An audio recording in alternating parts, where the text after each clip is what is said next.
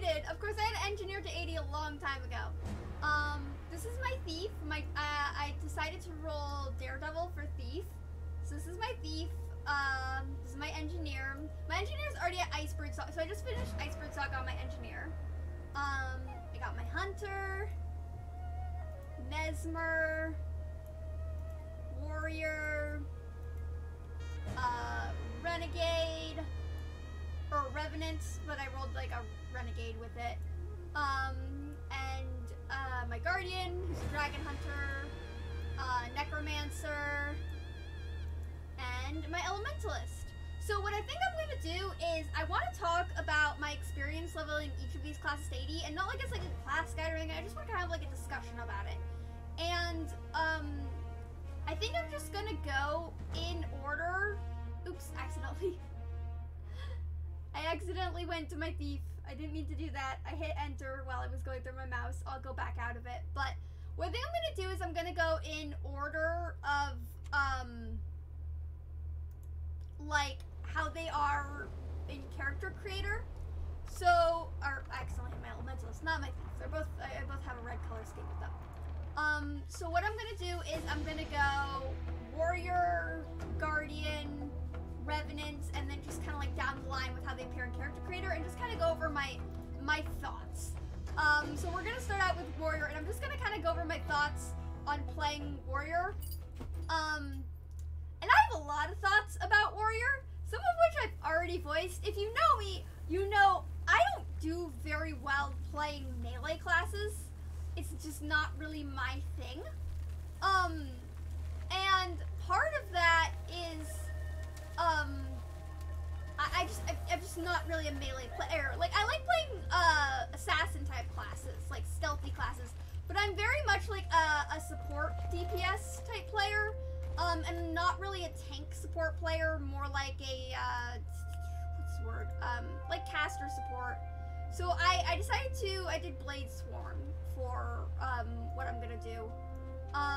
Just because I hope the pistol would give me a little bit more, like, ranged compatibility. So we'll see how that goes. We'll see how that goes with the ranged compatibility. So, leveling warrior up was extremely painful for me. I'm gonna let the maple wants to go out. You were sleeping on the bed just a minute ago before I started talking. Alright, go on out. So yeah, leveling warrior was extremely painful for me. Like, because I just don't play melee. And warrior is very much, like, it has some ranged abilities with, like, bows and arrows, and you can use a rifle, but a lot of the skills that you get for that don't really support those types of, like, play style. And, like, as a result, I had a lot of issues leveling warrior, and that's not a fault of the class. I think if you like melee classes that can hit really hard and do really big crits, you would like warrior. I just don't. Like, that's just a me thing. It's not really like a critique of, like, it's not really a critique of the class per se. It's just a me thing. But it does do some really, really heavy duty hits when done correctly. And, that was really fun. Like, critting was fun. I'm not gonna knock it. I had a lot of fun doing that. Oh fuck, I forgot maps aren't allowed here. Okay. So like, yeah, warrior was just painful for me because I just don't play that. And I think if you do play that type of style, it's fine. Like, you'd probably really enjoy it. They also don't do a lot of, like, conditioning, like, damage the same way Guardian does. And warrior was, the second, like, I've leveled Guardian a couple times. Warrior was the second time I kind of, my kind of second foray into warrior. I leveled the warrior to 80 before, way long time ago, but, I didn't really get into it. It was more like when I was exploring different types of classes to play, and so warrior didn't interest me, like, as much. And as I said before, it's just, I'm just not a melee player. I like to play healer. I like to have party support, and I'm a piss poor tank. Like, I am a horrible effing tank. You do not want me to be your tank. I can do the fundamentals, but after that, you're on your own. So, yeah, this is part of the reason I just never really got into warrior, and it's not bad. Like, as a melee class goes, it's fine. It can hit really hard. It's really fast. If you like that style, you'll probably enjoy it. Yeah, I haven't really gotten as far in warrior, so the only two I've gotten really far in have been engineer and guardian. Guardian, I've gotten on a couple. I've leveled Guardian a couple times. This was kind of like my final time leveling Guardian because I just kind of wanted to take a relook at the class when I was leveling it. So I've done Willbender and I've done Dragon Hunter, and I have never maxed them out, but I've gotten pretty far in them. And I've dabbled a bit in Firebrand. I just didn't. I liked Firebrand more for like group content rather than solo content. And since a lot of what since I don't have a huge GW2 community, I, as a result, just don't spend a lot of time doing things in a group. So I ended up spending more time just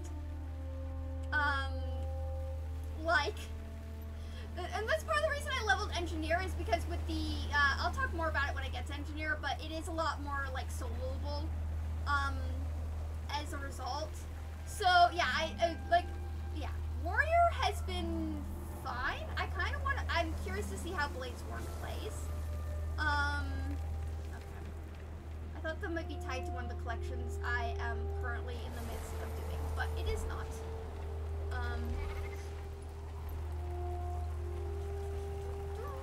Where is... Oh. That's why I'm not seeing anything. I want to be here. I want to find the Centaur village.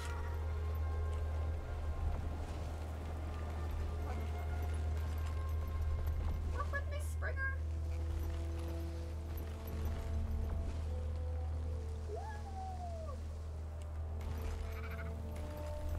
There we go. This is what I wanted. Centaur village.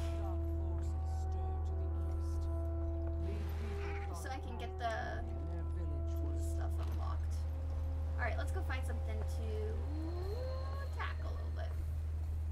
It's pretty stormy right now.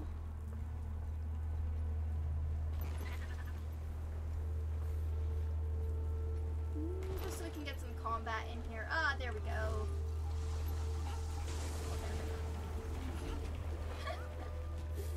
There we go. Let's kill some dust mites.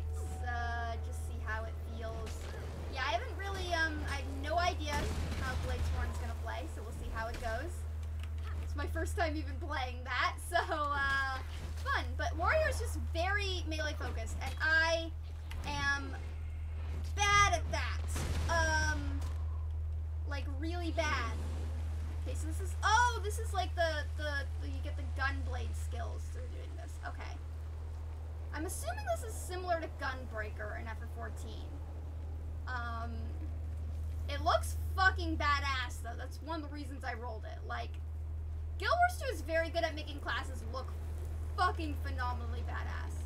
What do these do? Oh. There we go. That's some condition damage. Okay, I was right. I am gonna like this a lot more. What is this a...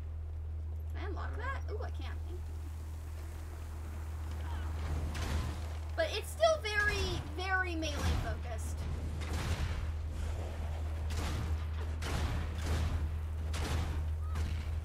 Why would I not be in this, honestly? Once you unlock this, why wouldn't you do anything else? This is so much better than before. Honestly, why would you not just be in the gunblade mode the whole time? It's still not ranged, but at least it's a little more, it feels a little smoother. Like, warrior, like, I don't know if it is clunky or if it just felt clunky. I mean, it felt clunky to me. But I wouldn't know if, but like, whoa. Oh, it's one of, yeah, it's that thing.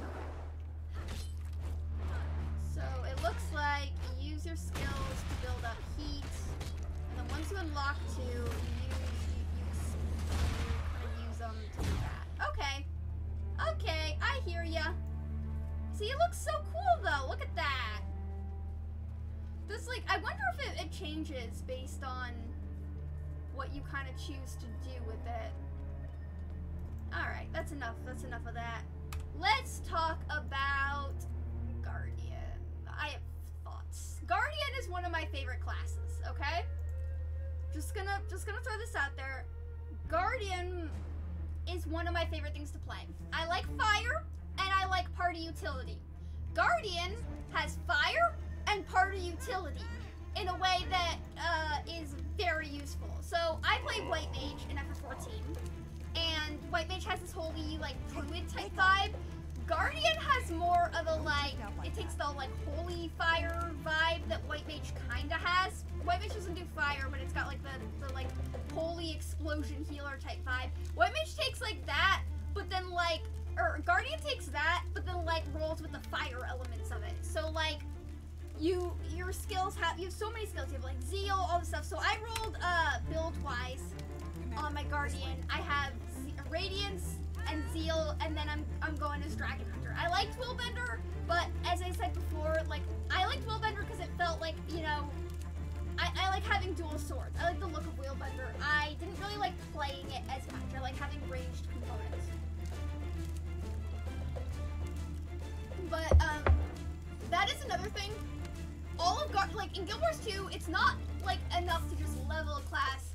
You have to kind of like the masteries that it specs into as well. And I like all of Guardian's masteries. I like Firebrand, the group content. I like Dragon Hunter, and I like Willbender. I don't really like being melee as much, but Willbender has a lot of mobility, which helps.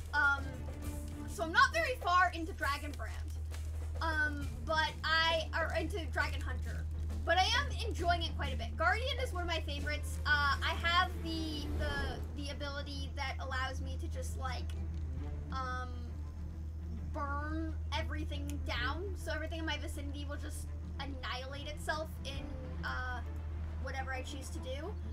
My main issue with, Dragon Hunter, I don't know if anybody else has this thing, but if anyone else has this thing where, like, when you hit something in a game, I want it to feel fucking impactful. And my only issue with Dragon Hunter is a lot of the basic attacks, because in Guild Wars 2, your first attack kind of repeats on its own. A lot of the basic attacks that I have don't feel very impactful. Once you start, you know, unlocking a bit more, and you get your 2s and 3s, and you get all your traps, and you kind of realize how things work, it feels pretty good, I will be honest. Like, my condition damage still does a lot. It's still Guardian's Signet ability that allows you to just, like, passively remove Signets over time. Still feels fucking amazing. Oh, I am not doing well. Oh, okay, what did I just stumble into? Hang on. I still have some heals. Kind of bit off a bit more than I can chew. Yep, I bit off way more than I can chew. I'm talking, and I should be fighting. And that's on me. Yep, I should not have, whatever I walked into, I should not have walked into that. Let's go back here and maybe not walk down there.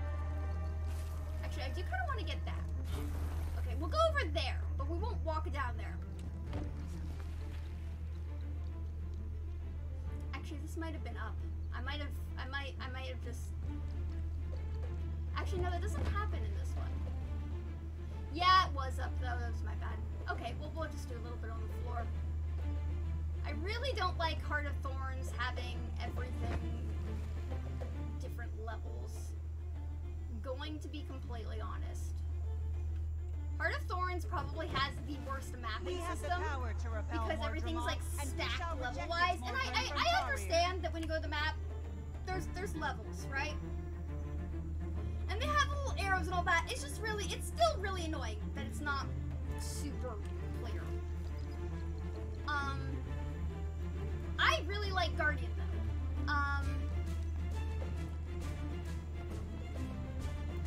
Let's go somewhere maybe a little less. It's volatile here.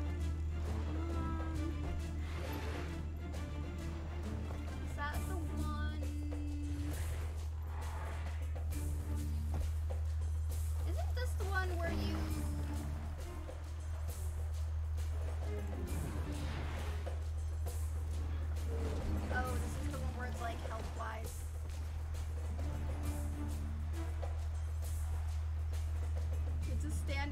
win it. I think I can on Guardian. Guardian's heavy armored.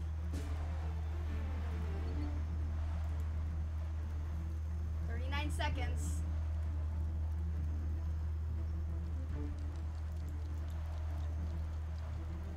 This is like that challenge in Order of Whispers where you have to like... Is this gonna be me talking about how much I like Guardian but also dying repeatedly while playing Guardian? It might be. It legitimately might be. 17 seconds, we can do this. Ah! 10 seconds!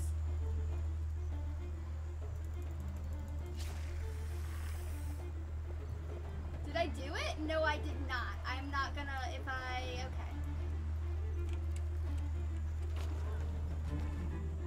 I'm not gonna tempt my fate there. I was like, is this gonna be me talking about Guardian just dying repeatedly on Guardian? Probably.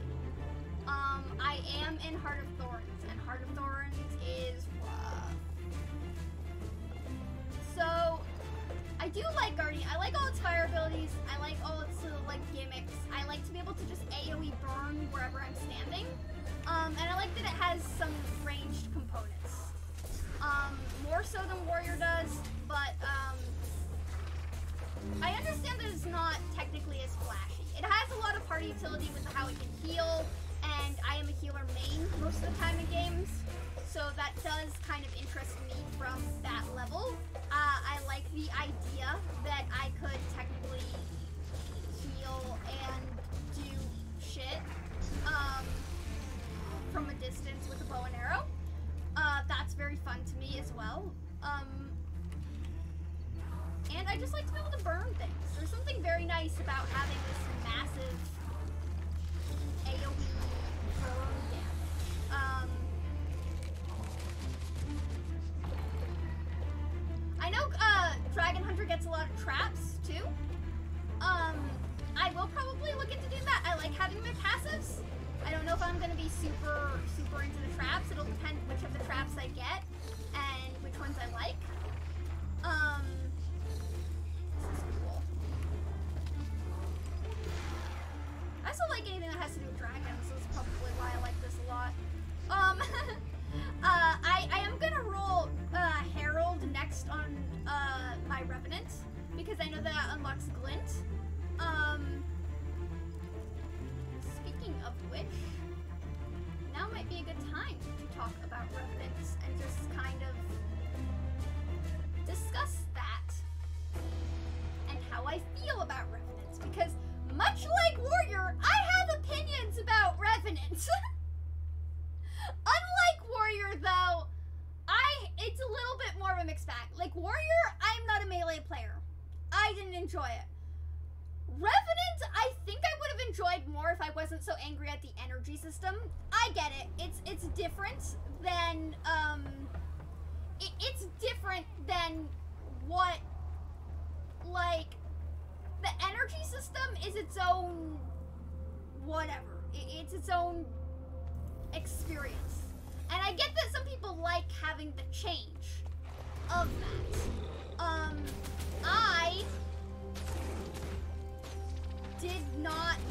I don't enjoy it. I didn't enjoy the energy system.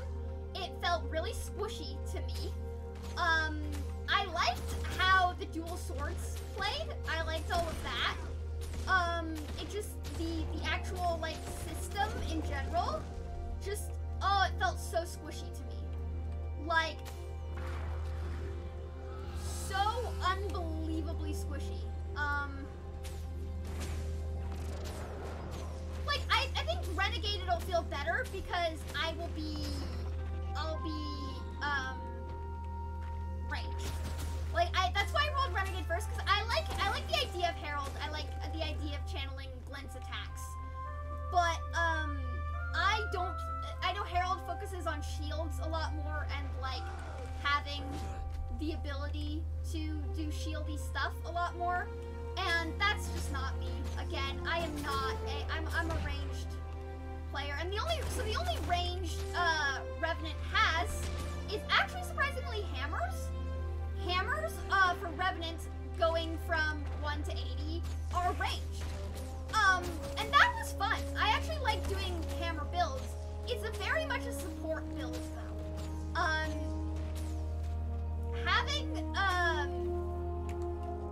And I feel like Revenant builds can be very, very particular in how you want to do something.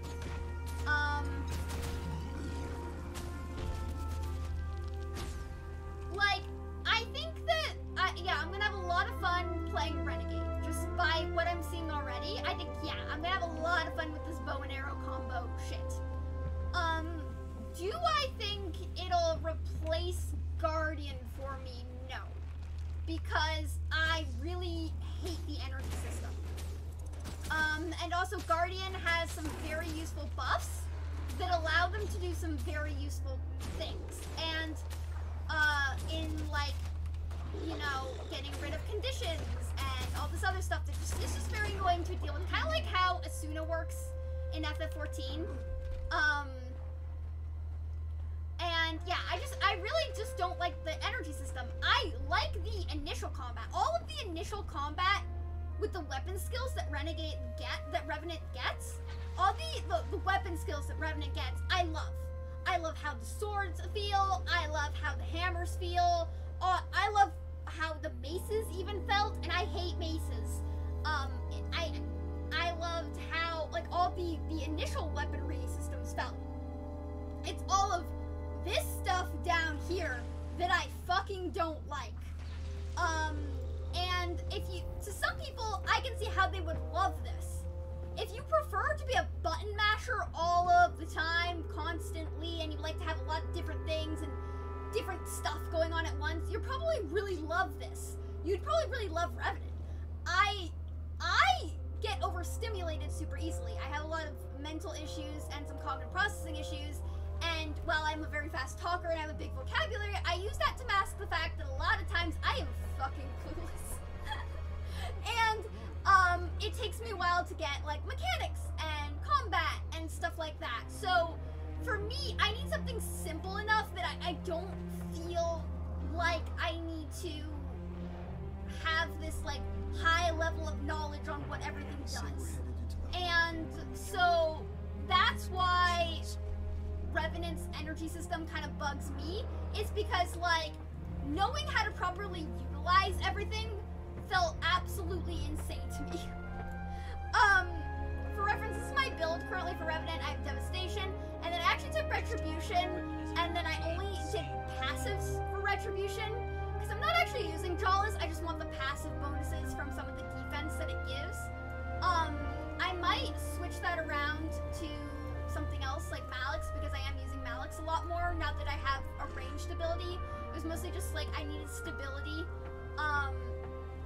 So Renegade does feel good on Revenant. Like again, all of these abilities always feel good on Revenant. It's the energy system that I don't like, but I can see why some people like it. It's got a lot of versatility with who you can choose. Like there's a lot. There's, you know, like you've got Jawless, who's a tank. If you tank, you're gonna love this one.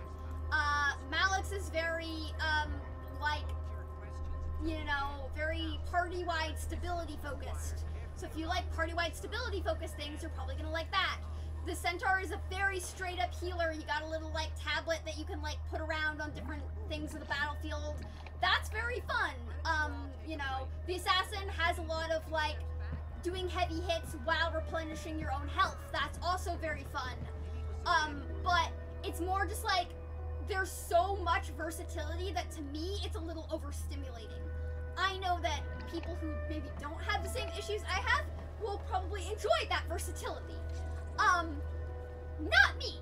Not a me thing. Again, I'm not a melee player, and I'm also, I need something that when I press it, I know exactly what it's gonna do, I know how it's gonna hit, I know where I'm gonna go, I know what's going to happen. And I don't feel, therefore I don't feel like overstimulated. And I think that if I do if Renegade here kind of gives me some skills that I will slot into here rather than Shiro's abilities, like assassin abilities, that kind of are a little bit more like how Guardians were, my opinion could change. All of this is subject to change. Because I haven't gotten very far. And as a result of not getting very far, like, take all of this with a grain of salt. This is not a class guide telling you what to play. This is just my opinions on getting everything to 80, which was a lot. So yeah, that's my opinion on Renegade, and I think we should go to our, what are they called? Like, Ranger classes? And I'm trying to remember if Engineer or Hunter is first in the lineup. I don't really think it will matter too much. Maybe Engineer's middle, actually. We're just gonna, Engineer's first. So, Engineer is the class I have gotten the farthest on. I've gotten all the way past Icebrood Saga. I did both Living Worlds I went way too hard on Path of Fire to get to get as much mass as I can. Hey, Nero! So Engineer is the class I've gotten the farthest on. And this is the mech you get if you roll Machinist. So I rolled a Machinist for Engineer. That's what I've been using. I do want to dabble in some of the other classes. I got them unlocked specifically to get the glams from them. I'm slowly working my way through Hollowsmith, but I'm not using it yet. Let's actually see if there's an event we can do. Oh my god, my Asura is so small. Little Asura with a giant mech. So yeah, that's the mech you get when you roll Machinist. All good, Nero, all good. I miss you too. It was fun, like, running with you guys last night. Where's some current event? Oh, actually, right here. Nice. It's either current or next up.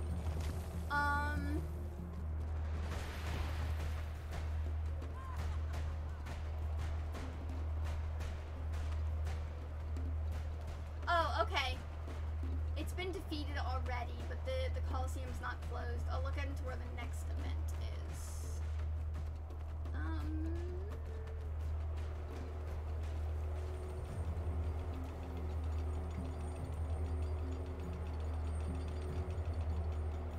This might be the event I was actually going to talk about for Icebrood Saga stuff.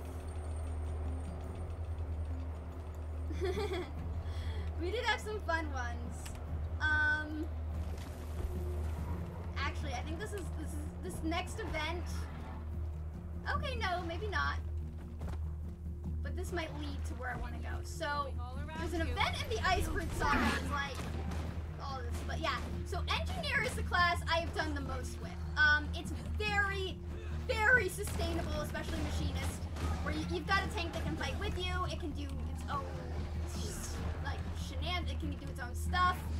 I have the inventions, so I basically drop a med pack every, like, couple seconds, which is extremely, extremely useful in staying up. And rifles on Engineer do a fuck ton, especially if you take explosive shots. There's so much. It's got party utility. It's got high damage counts. There's a lot here. It's very fun. I've had a lot of fun doing it. It's a little too overpowered sometimes. Sometimes I feel it might just be that I'm good at playing it, but I feel a little overpowered sometimes. When I was doing the Icebrood Saga and the whole Champions arc, I felt way too overpowered. Like I went into the public dungeons for the Champions arc, right? But a lot of times it was still just me. Like, it was just my ass there.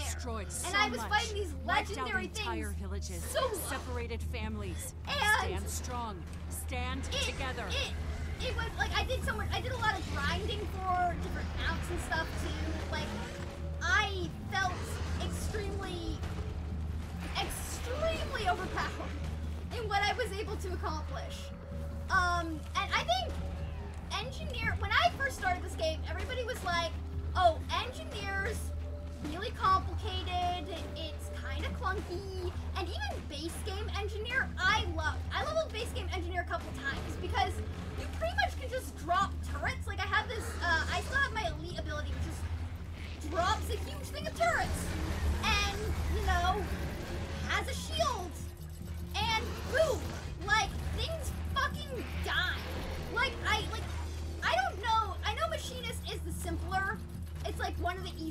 ones to play in Engineer's lineup, and a lot of people use it for World vs. World because of how simplistic it is. And yeah, I can see that. It is very point and click. Like, some people would get bored of this 100%. And I get bored of it sometimes too. To be honest. Like, I mean, but you know, alts exist in this game for a reason, and it's very sustainable. Like, as I said before, I suffer from, you know, some mental disabilities, which can lead to a lot of overstimulation, which in games can be a good and bad thing. It means once I learn something, a mechanic, I got that mechanic down for life. I ain't forgetting that. Like, sometimes it goes, like, sometimes I'm a little shaky on it, but if I take the time to fundamentally nail down a mechanic, or fundamentally do something, I usually do it because I do everything in steps. And certain fights in FF14 that are designed very methodically, like See to Sacrifice, Extreme, and stuff like that, I'm actually pretty decent at, because those fights You've work defeated in every steps. foe the Char have ever fought. But you need to be ready for what However, the future still holds. There are other things that are just, it means going into new fights or relearning or learning stuff is extremely difficult for me, and it takes me a little bit longer than other people to learn everything, and that's really hard. And one of the reasons I like healing as a white mage is, as a white mage, it's very simplistic and a lot of people get bored, and yeah, it's not the fastest healer, but when I do something, it's gonna do one or two things: damage or heal. And sometimes both. And that's pretty simplistic. Like, I don't have to, like, the difficulty is managing people, not managing my abilities. And that's how I like it. That's how I like it. So, Engineer, it's a little similar. I have some healy things. My mech has some healy things. Like, if it's this ring around my mech right here, I'm able to, it kind of heals everyone in the general vicinity, applies some boosts, stuff like that. It feels, Engineer feels just very smooth to play. I don't have,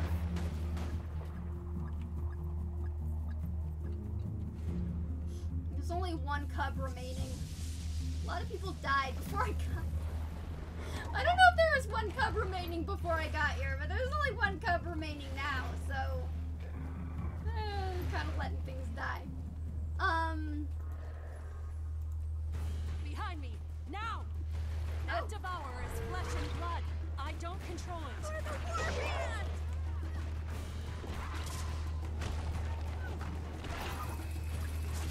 Yeah, it just, Engineer feels overpowered. I don't know if I just made an overpowered build by accident. I just did what I thought was cool. So, let's get you back to the Farrar. Your Primus will be missing you. I don't know if that was, ideal or not.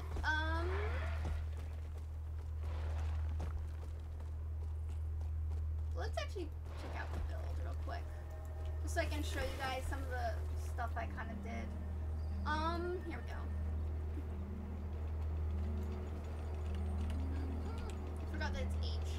So, Engineer's got a lot. You got Elixir training, which, you know, you can do a lot with. Turrets were my go-to. Basically just summon a bunch of turrets. They do the damage for you.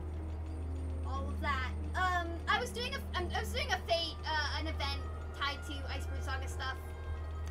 While I'm just discussing Engineer, I guess, because I'm going through each of the classes incrementally, Nero. So I started with Warrior, I did Guardian, then I did Revenant, and just kind of gave my thoughts on all of it. So my current build with Engineer is I got Inventions, and that allows me to just drop med packs all the time, support some of my turrety stuff, lots of things like that. Then I got Explosions, which allows me to do extra damage, and then Mechanist or Machinist. I say it's Mechanist here, it's Machinist in F14, those same thing. Basically your Artificer class. And I do like steampunky stuff, so that is kind of my thing. And this kind of is more into your like machines commands, your Jade Mechs commands.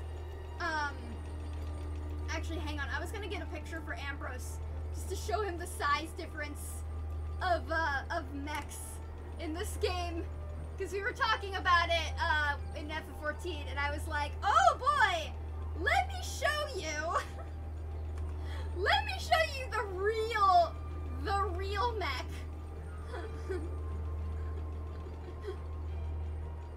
Let me just show you the real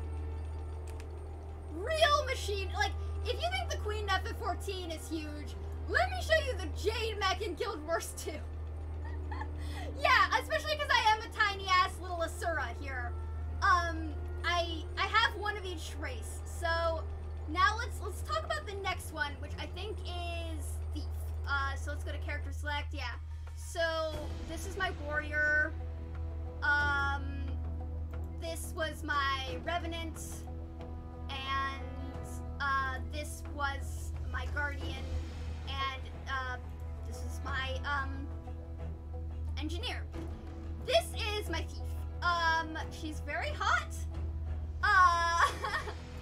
I rolled a Daredevil Thief because I went through Path of Fire, and then I went through the Living World after Path of Fire and the Icebrood saga, and you meet a Daredevil character in Path of Fire. I saw Tuco And attack our oh village last night. my goddess. Can't be. So She I had to climbs. roll. She tends the water lilies. And She has no violence in her.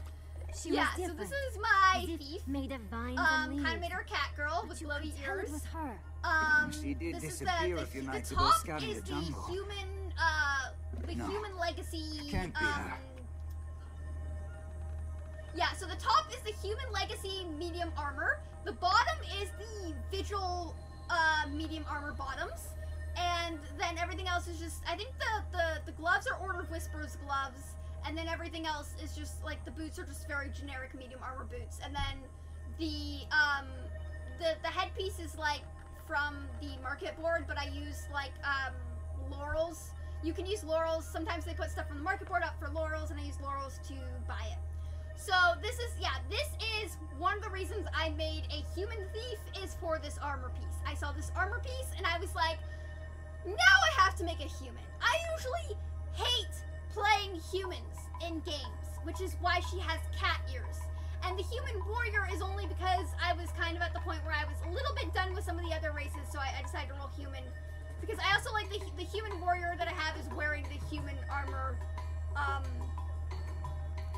for tanks, for like heavy armor classes. But this is this one is for medium armor classes, human wides, and Daredevil. Here's the thing about Thief. I like Thief classes. I mained Ninja in FF14 for a while. And then in World of Warcraft, way back in the day, I was a rogue. I was a Pandaren rogue because giant bear turning invisible is funny as hell and will never not be. I like thieves. I like having fast melee classes. I actually kind of liked leveling a thief. It's the thing about it is though, it's definitely when people say it's one of the harder classes to play in Guild Wars 2, they ain't wrong. It's definitely because thieves, when you time your abilities right and you do them right, it is very effective. Like, you feel overpowered as hell. However, when you run out of initiative, which is like energy, when you run out of initiative, like adrenaline, it's like the adrenaline system for warrior, except instead of building it up, you spend it. So when you run out of initiative, and you have some issues, like if you don't time your abilities correctly or don't use your abilities correctly, Thief feels like you are dying 100% of the time, 24/7. It's a very temperamental class. Kind of like, not in the way, like, I can see how you might be like, well, you said Revenant was also temperamental. Revenant's temperamental, but in the more, like, overstimulating way, where there's a lot going on and there's, like, a little too much versatility for my brain. Thief, there's, like, less versatility for my brain. Okay? Deadeye, like, you have a, so Thief's main ability, what I just used there is a steal skill. See, I didn't kneel down in time. If I kneel, I get new abilities. And so Deadeyes are kind of more like snipers. And then I need to get out of Neil. And this is also Heart of Thorns, so everything here wants to kill me and will kill me. But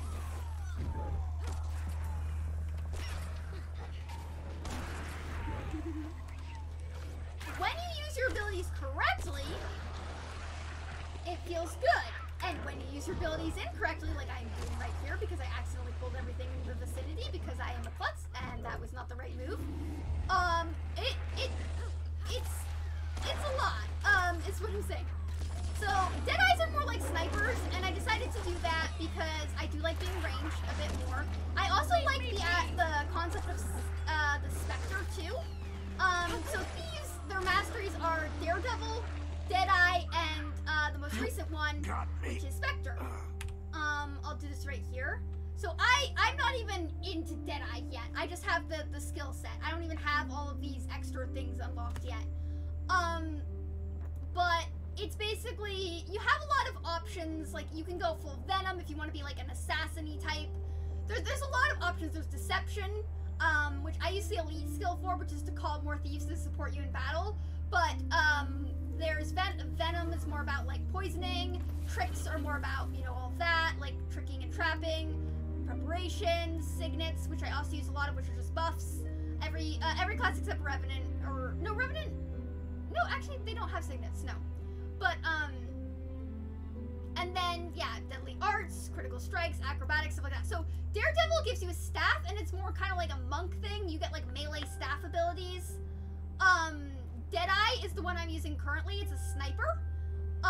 Spectre is what I might go into if, it's more of a healing class, like a dark healer.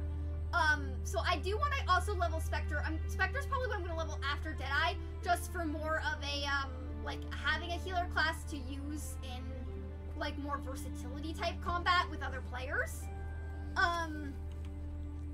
Just to give some context on that. But, so you have a kneel that you do, and then you have abilities that are not kneeling.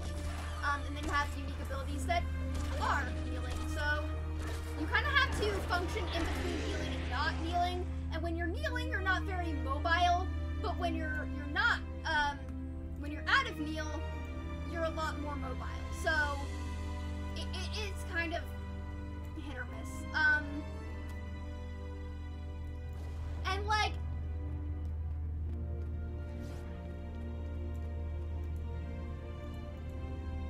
oh, I already gained power from this place?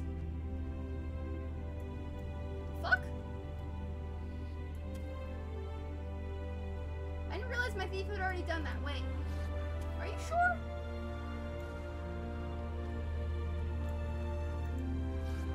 Huh. I guess I did already do that. Fascinating. It's been a while since I played Thief. I did Thief and I kind of went through some of the Heart of Thorns content on it, but I took a break to start my whole leveling shenanigan journey because I'm insane like that. So I think I've just forgotten a bit on what I was doing. So I think here's the thing. If you don't like assassin-y type classes, you will not really like Thief. If you do like stealthy, and I mean stealthy, assassin type classes with a really high crit rating, but you also are kind of keen on timing, you'll like Thief. If you absolutely love playing thievery classes, but in the purest sense of the word, you'll probably like playing Rogue or Thief or one of the two. If you don't, you're not going to. But also if you like playing sniper classes, you'll probably like Daredevil. If you like playing healer classes, you'll probably like Spectre. Like, Thief seems to be very, like, true to its word. Daredevil seems kind of monkey, honestly. I'm not sure if that's the case. It does have a bow staff, though, so that's kind of, yeah. The one thing I will say about Daredevil that does kind of bother me, this might change, again, as I gain more stats with it, is, Daredevil does focus a lot less on movement than Thief does. it kind of took Thief's, it takes Thief's crit chance, but it makes you a sniper. So you don't feel very as mobile as you do beforehand. But you do feel pretty heavily impactful. So that's fun. I do like mobility, but the positioning of your meal does feel like its own unique challenge that I kind of like, to be honest. Like, I'm gonna be, like, the challenge of, like, this is how I need to position myself, and this is when I need to move, and this is when I need to position myself again, and, like, knowing where to be is kind of interesting. I don't like it on Black Mage in F14, but something I've been learning is things I don't like in FF14, I actually kind of like in Guild Wars 2. And I don't know if it's just because each game has its own unique way of approaching these types of movement and combat mechanics.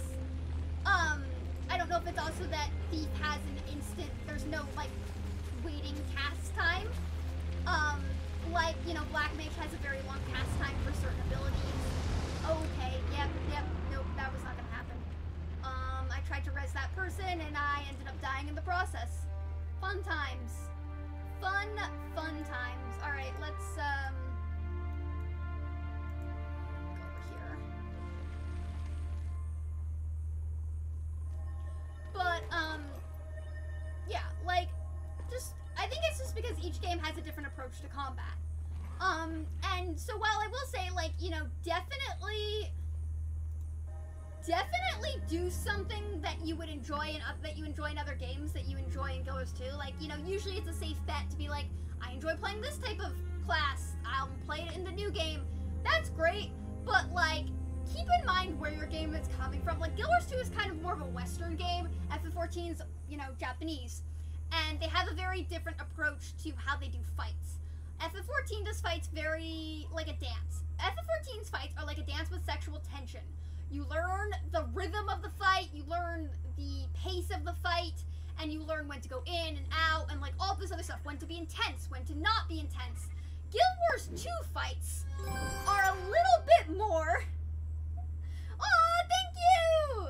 Thank you! Guild Wars 2 fights are a little bit more like there's a lot of shit, and yes, there is a pattern to the shit, but the shit comes all at once, and then it goes away all at once, and then it comes again all at once, and there's a pattern to the shit, but there's also other mechanics, like, oh, here are things you need to do in between, like, oh, you need to go get the items and then throw them on this other enemy, and this enemy can only be damaged in this way, The jungle doesn't provide these things for free. You need to pick up the bombs and then throw them on all of the tendrils. So I think that, like, there's a lot of difference between how different games do fights, and that influences, for me, because of my mental disabilities, that influences what classes I like playing, because I like what I've seen of Daredevil so far. Is that a new song?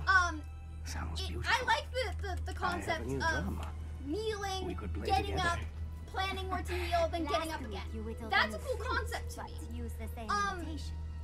However, in F14 with Black Mage, where you stand, cast spells, then reposition yourself and stand again, I fucking hate that. I hate not being mobile in that game, but also combat in that game takes a lot longer. And I think that's also part of it. So yeah, like, that's kind of my opinions on Thieves and Daredevils. If you really, really like, I like rogue classes. Again, I played Ninja. I played Ninja in FF14 for a really long time before I got on the healer train. I played Assassin and Rogue in World of Warcraft, mainly. So I like thievery type classes. That's kind of my vibe. So I did really like Thief. When it goes well, Thief feels like a fucking overpowered menace. When it doesn't go well, Thief feels like a squishy little pillow you sat in between your butt cheeks. Thief is very, like, it's temperamental, but if you like assassin-y type classes, you'll probably like Thief. And so if you like sniping classes, you're gonna like Daredevil, or if you like sniping classes, you're, Deadeye, not Daredevil. I keep saying Daredevil, It's Deadeye. I'ma play. Devil's a stick one Night with is like here. monk things. Deadeye. That doesn't feel like a real word. May Amayali Rifle bless class. you, Commander. When I'm playing Come this back when the rifle fighting is done, thing.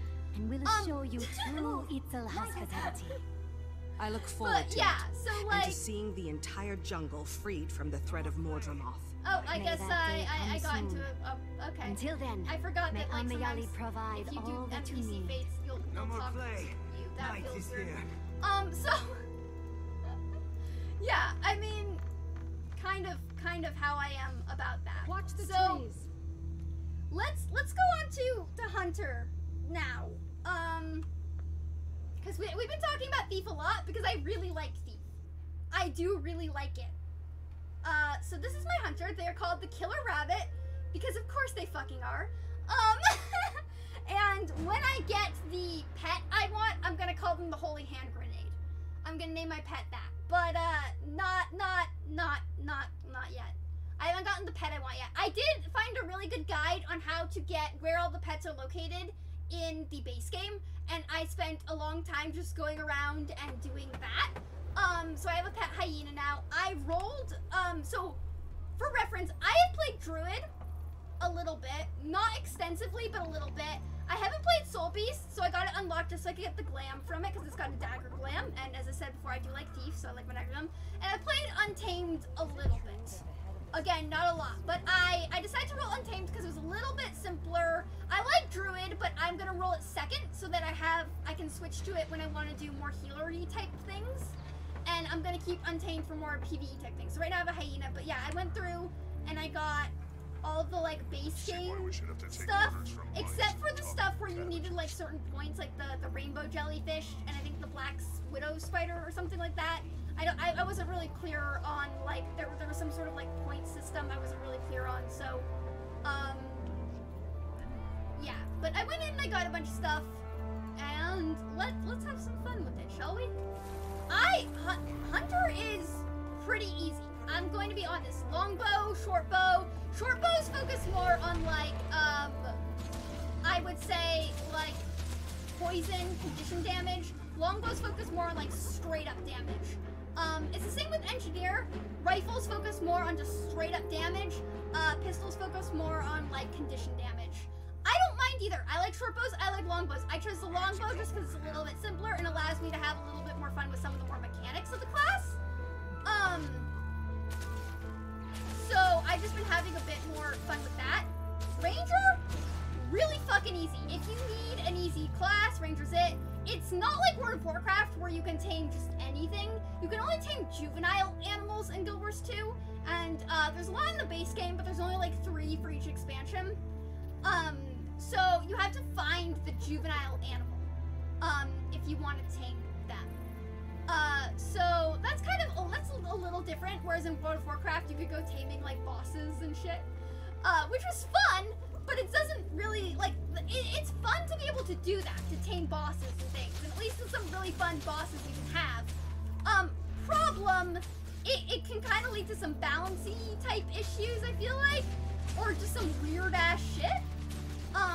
So, I mean, it's fun, yes. But at the same time, like, I can see why they would be like, okay, we're not really gonna do that. We're gonna have it be more of a, like, thing. But Ranger's pretty powerful. Your first account was a Necromancer. Necromancer also does a lot of minion stuff. So here's the thing about me. I like being ranged. I like having minions. I like having pets. I have a lot of animals in real life. I've had a dog every single day of my life. I like having pets. I like my pet classes. So Ranger's one of my favorite classes as a result. Just like generally one of my favorite classes. Necromancer's fun because it's got a lot of minions too. I did do minions for Necro because undead minions. I also like goth. I'm a retired goth punk emo kid. Okay, not retired. I'm still a goth punk emo kid, but you know, I'm not as goth punk emo as I used to be. Like I'm a little more in moderation now. But I still have my gothic punk boots. I never got rid of those. But yeah, like Ranger feels fucking impactful. It's fun.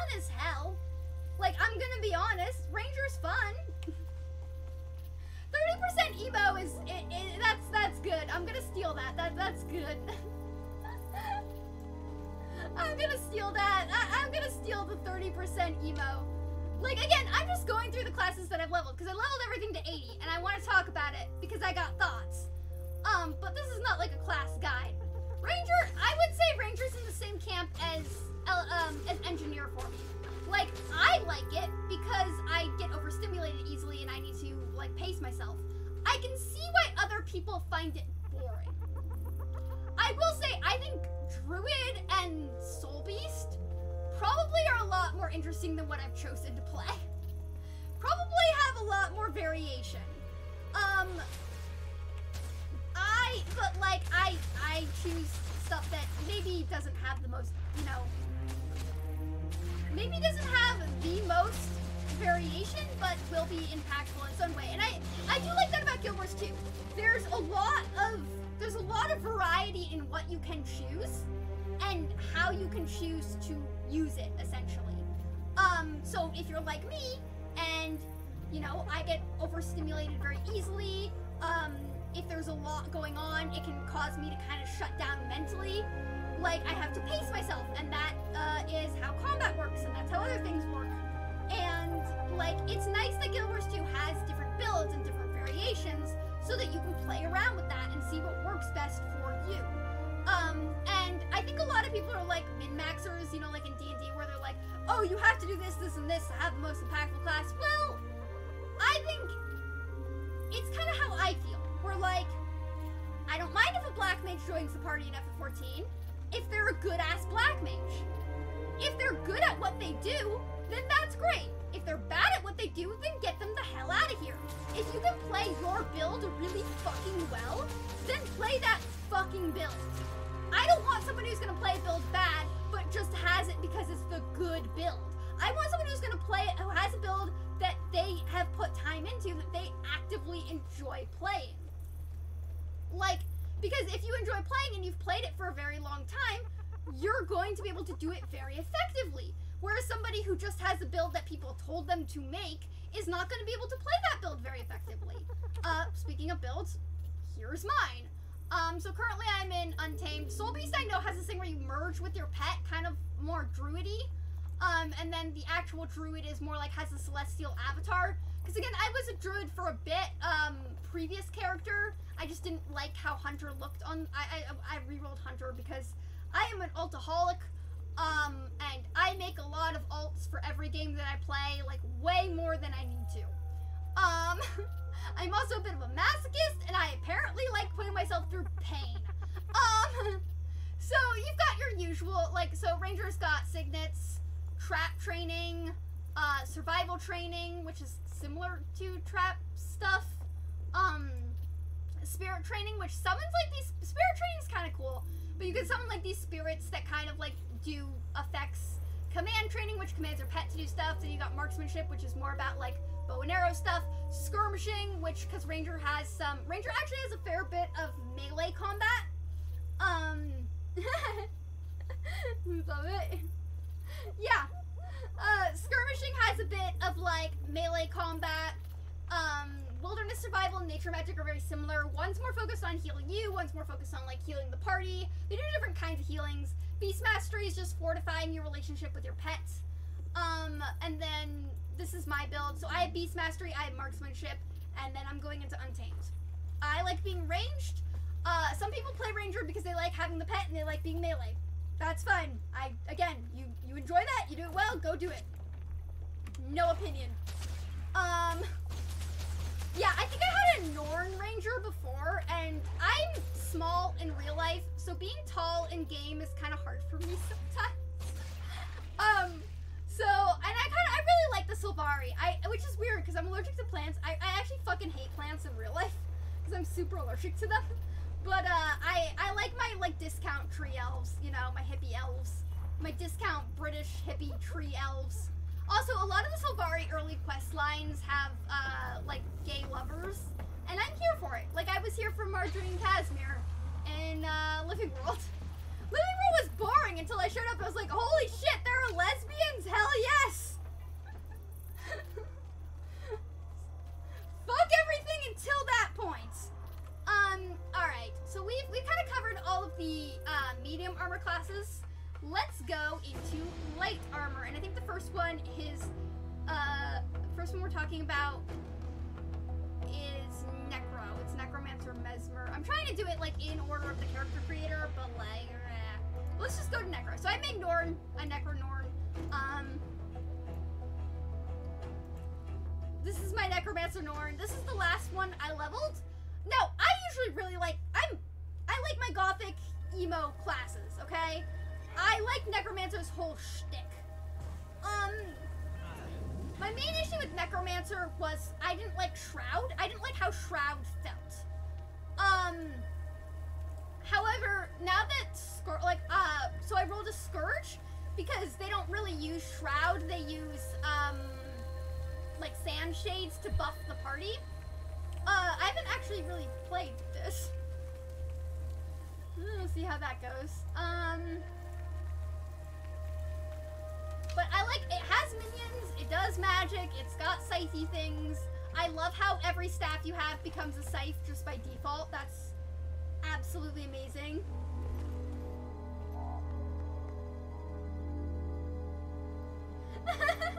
Well, I'm happy I piqued your interest. I just spent like a week and a half getting everything to 80, and I just wanted to show off. Like, I'm gonna be completely honest, I'm the only one in my family who games, so I have no one to talk about gaming with unless I get on here and I just void vent. So that's what I'm doing.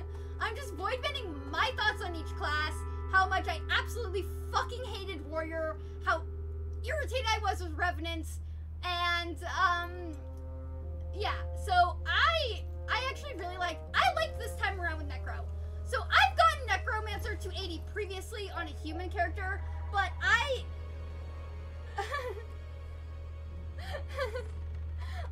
thank you. I will take that. I'm glad you're here. I'm trying to build more of a Guild Wars 2. I'm trying to make more Guild Wars 2 friends. Because I don't have a lot of Guild Wars 2 friends, and I'm trying to make more Guild Wars 2 friends. Because it's just been me playing Guild Wars 2 by myself. And like, I'm an introvert, I'm fine with that, but like, aw, that sucks. Yeah, that's rough. Yeah, so I got Necromancer to 80 once before, I just didn't like how it felt, and I think I wasn't really sure how to really play Necro the first time I got it there before, and going back into it, I'm a little bit more sure of myself with Necromancer, and how I want to play it, and what I kind of want to do. And also, when I got Necromancer to 80 the first time, I didn't really know too much about the game, so I didn't really know what I wanted to build, and what my goal was to build said thing. But now that I know a little bit more about the game, and I know a little bit more about what, later on in the game looks like, I knew a little bit more about what I wanted to build, and what I wanted my playstyle to be. So I did a Norn Necromancer. I was gonna do a Norn Elementalist, but I wasn't liking how that was feeling, so I decided to do kind of a Goth Necromancer, name her something to do with ravens, and put wings on her back. That was literally my entire thought process going into this, so that's what I did.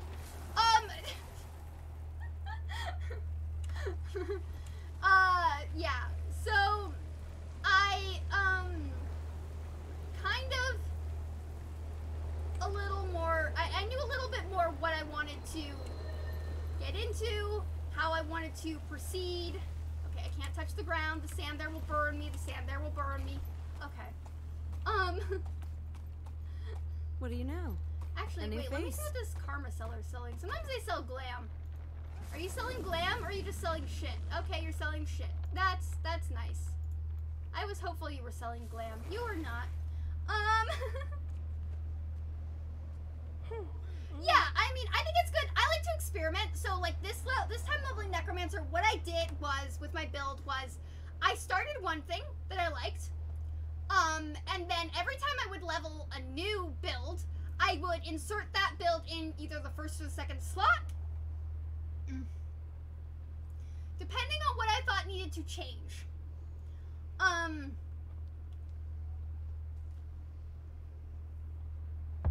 And based on what I thought needed to change, then I would kind of play with it.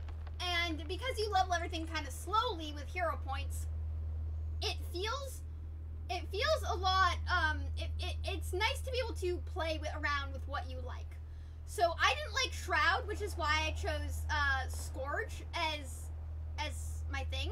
But if you like, I played Reaper. So my last Necromancer was a Reaper. And while the Scythe abilities felt really fun in Reaper, the Great Sword Scythe abilities felt really fun. I don't like playing melee.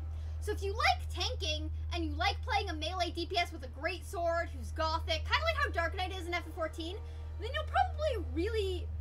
You agree with how I do it? Thank you. I mean, I'm all for experimentation. I think this game has really good experimentation mechanics and really good experimentation things, and I think it's good to take advantage of that. I'm also a very methodical person naturally, so when I go into doing something, I like to try out everything to see what works best for me, because as a person with a disability living in America, that's what you have to do every day of your life. So it's just kind of how, it's a better way to, you kind of learn to go about life in that way a lot of times. Because when I go out into the real world, I don't function like everyday people function. And the real world is not meant for people who function like me. So I have to be very methodical with how I set myself up to go into it. And it's kind of like how I approach this in games. With all the builds the crazy builds you can do in Guild Wars 2, I'm very methodical with how I figure it out. Because I want to figure out what works best for me, and I think everybody should find what works best for them, as a player and as a person. Like, I don't do anything super complicated because I can't, like, handle a lot of super complicated things right off the bat. Once I get more comfortable, if I decide I want to try to elevate my gameplay to something more complicated, I'll start doing that. Like, if I get bored of Mechanist and Engineer, I'll probably go over to Hollowsmith or something else that's a little more complicated, just to be like, okay, I already know kind of the core mechanics of what I'm doing. Now I want to try something new. And then if I don't like it, I can always just go right back to Mechanist. No stress. So, it's nice to be able to, like, do it. So I did try Reaper, and I loved the Scythe abilities, I just don't like Shroud stance. So that's why I decided to do Scourge, and Harbinger didn't really interest me because I'm not into pistols. Like, as weapons, I prefer two-handed weapons or dual wielding. I don't like having one or the other. So that's just me and my, like, OCD being into, like, symmetry or whatever shit. I don't know. I have, like, a laundry list of diagnoses. I'm gonna reference, like, several of them in this stream. I've been in therapy since I was 7. I've been through the resource system. I've got pages. Like, it's at the point where psychiatrists are just befuddled by me by now. But, like, I call myself a neurological nightmare, and I mean that in the nicest way possible, as someone who has to live with my brain. Like, a lot of people hear me say that, and they think I'm being mean to myself, like, I'm being hard on myself. I'm not. It's an enduring term I use for my brain, and I think if they had to live with my brain, they would agree. It's like, who died and made you Batman? So yeah, I took up Scourge because Scourge doesn't use Shroud. And Scourge also has a lot of party support, which as a healer main is my cup of tea. So that's kind of where I'm at with Necro. And I like Necro. I like the staff abilities that Necro has, so I wasn't really gonna deviate from those. Necro also uses axes a lot, and the axe abilities are fine. I didn't have a strong opinion on them. They were like the same thing Elementals has with daggers, where they're like semi-ranged. And that felt fine. It didn't feel bad. It just felt like, oh, you know, it just felt like it didn't, like, it wasn't horrible. It wasn't great. It was just meh. I mean, I think some people really like the axes, and that's good if you really like the axes. Yeah, I'm just chilling. It's the same thing with, like, Monk for me in FF14, where people have really strong opinions on Monk, where they either really love Monk or they hate Monk. I'm just meh on it. It's a melee DPS. To me. To me, it's a melee DPS. Like, that's it. Like, I'm like, oh, melee DPS, great. Why do I keep doing this? Oh, because I'm pressing 2. Oh, W. I be dumb sometimes. It's okay. We all have our moments. I get really enraptured in what I'm talking about. Yeah, see, I love this little scythe thing that happens. Condition damage. Oh, I can do some, like, shield that's fun. And then, yeah, so I have an ability that makes it so I summon a jagged horror every time I kill something. So that's gonna be fun. So Necromancer, I actually really like how Necromancer does minions. I'll talk more about this when we get into Mesmer. But, the way Necromancer does minions feels very straightforward. A lot of times when you have minions, and it's kind of like this with, Mechanist, Jade Mech, and Ranger's pets. But a lot of times, you know, they will attack things that you are not currently attacking. And it's annoying to have things, and especially because you can't mount up if you're attacking something. So when you have mounts unlocked, and you want to be able to move the fuck on, you can't really mount up if things are attacking, and it causes, like, the game to take a lot longer. And so, having minions that are, like, constantly attacking things that you are not currently engaging in is really annoying. However, Necromancer kind of doesn't have as much of that issue. So that feels really good. I like that it feels like that. Necromancer is also kind of the ruler of condition damage. Like, Necromancer and Elementalists feel like the rulers of condition damage. So much of your abilities depend on your condition damage. You're a pro noob. So, condition damage is, here, I'll find something to attack and I'll show you real quick. I think these people are going to attack that Drake, so maybe I'll find something else. So, Guild Wars 2 really focuses on conditions, and then your healing is removing conditions. So, like, if I attack something, you can see kind of right under it, I'll do my little, right here, these are conditions. And on my character, it'll appear here. So boons are things that help you. Conditions are things that damage you or your enemies. And they kind of look like that. They have a timer. And so, one of the reasons... Oh, I don't have friends either on Guild Wars 2. I would love to be your friend. Hi. I don't have friends on Guild Wars 2. I need more friends on Guild Wars 2. I just got everything to 80, so I'm talking about it. And then also, I got my engineer past the Icebrood saga, so I want to talk about that too. But I'm just going through everything. So I'm talking about my experience leveling Necromancer just right now. So yeah, I don't have any gaming friends IRL. So but I just vented to the void is yeah. So Necromancer is like Necromancer and Elementalist feel like the rulers of condition damage. One of the reasons I really like Guardian, for instance, is they have a signet which removes a condition from you like every couple seconds, which makes it feel a lot smoother to play and a lot less clunky to play. But Necromancer is one of the ones that like will apply those conditions very liberally. You have chill, you have torment, you have everything, and like some of the classes really focus on one condition. So like Elementalist would really focus on the condition that you are currently equipped elementally wise. So like if you spec into fire, it's gonna be all that. If you spec into air, it's gonna be all that. Guardian, if you take Zeal or Radiance, you'll probably be doing a lot of burning, like burning damage. But Necromancer has a lot more, like, I would say, variety. Warrior has some critical bleeds. Engineer has a lot more, like, critical bleeds and interrupts. But yeah, and then like Revenant, if you decide to go with Malix, I'm snapping because that's one of my memory remembering sound cues. But Revenant, if you go with Malix the Demon, you'll probably do a lot of Torment. What did you say? Oh, cool. Here, I'll do mine. I'll friend you real quick. You are. Yeah, I mean, I play Guild Wars 2 and I play FF14. I kind of switch between the two. I still play any MMO I can get my hands on, really. But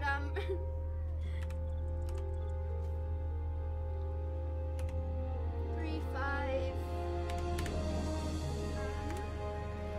Hey, there we are.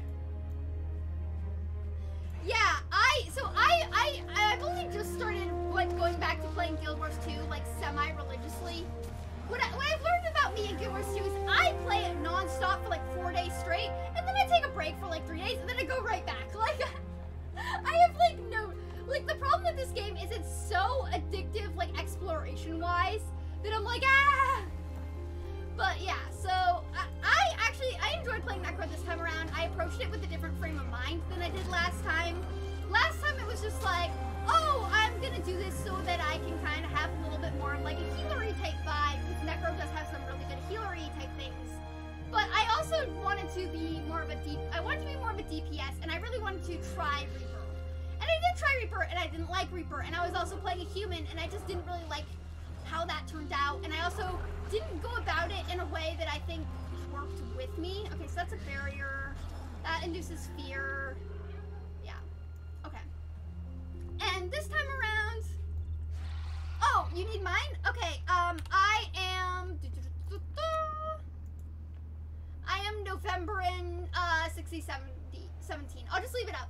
I also, I have a Discord server. So, on the Discord server, we have Meet a Game Friend on there, and I have my, I have my F14 name up, and I have my Guild Wars 2 name up, and then if, I start playing another game religiously, I'll add that name up too. But, so if you also, if this doesn't work for whatever reason, you can also, find me through there as well. And then there's some other people in Guild Wars 2 on there too. Like, Nero's on there, and Elven Prince are also on there as well. Oh! Yes, I will do that. Hang on, let me... God damn it, I just closed it, didn't I? Of course I did. Yeah, I'll do that. I usually do chat off my phone, because, the second monitor I was using broke, and I was just like, well, not gonna happen. So, I had configured my old laptop into a, second monitor, and let's just say that, my system did not like that configuration, so... That is how you can find me on Guild Wars 2. And feel free to friend me any day of the week. Okay, yeah. My minions are just gonna kill it for me. Thank you, minions. That was much appreciated. Let me just go back to a rust zone real quick. And I will, like, I'll go in a little more depth on my build. Yeah. So that way you guys can find me, and yeah, feel free, anytime you see me on Guild Wars 2, feel free to reach out, because I am just a click away night or day. But, okay, so, Necromancer has a lot of builds, and, like, this time I went about it differently, because, like, I really played around with the builds I was using, but there's, like, Spike, Curses, Death Magic, Blood Magic, Soul Reaping. Soul Reaping kind of feels like more like supplemental, so I didn't really do that. There's some stuff, like, there's stuff that focuses more on melee damage, stuff that focuses more on range damage, stuff that focuses more on minions and signets, stuff that focuses more on healing yourself and others. And then Reaper is, like, the melee greatsword wielding one. Scourge is, like, the healery one, which is why I rolled it. And it doesn't have Shroud, which was my main annoyance with Necro, which is why I chose it. And, Harbinger has, like, a pistol, but I don't know too much about it. I think it's a little bit more damagey, maybe, but, again, I don't have an interest in pistol-y things. So, I only did it for Warrior because I'm not very good at melee, and having a pistol felt like maybe I wouldn't have melee, I would have some non-melee abilities. Oh, I see your message! Cool, okay, I'm gonna friend you too. Let me do that. Gods, what a mess this is.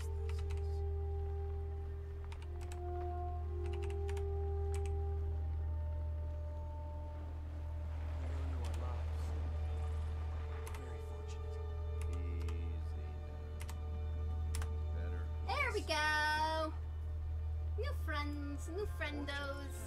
came chasing a lead. Alright, let me stop talking about Necromancer. Although my Necromancer is really hot and I just want to kind of... Do you guys know how Norn boobs jiggle? Like, okay, here. This is gonna be weird, but just look at the jiggle physics.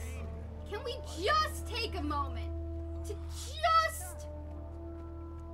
Oh my god! That's amazing. I'm sorry.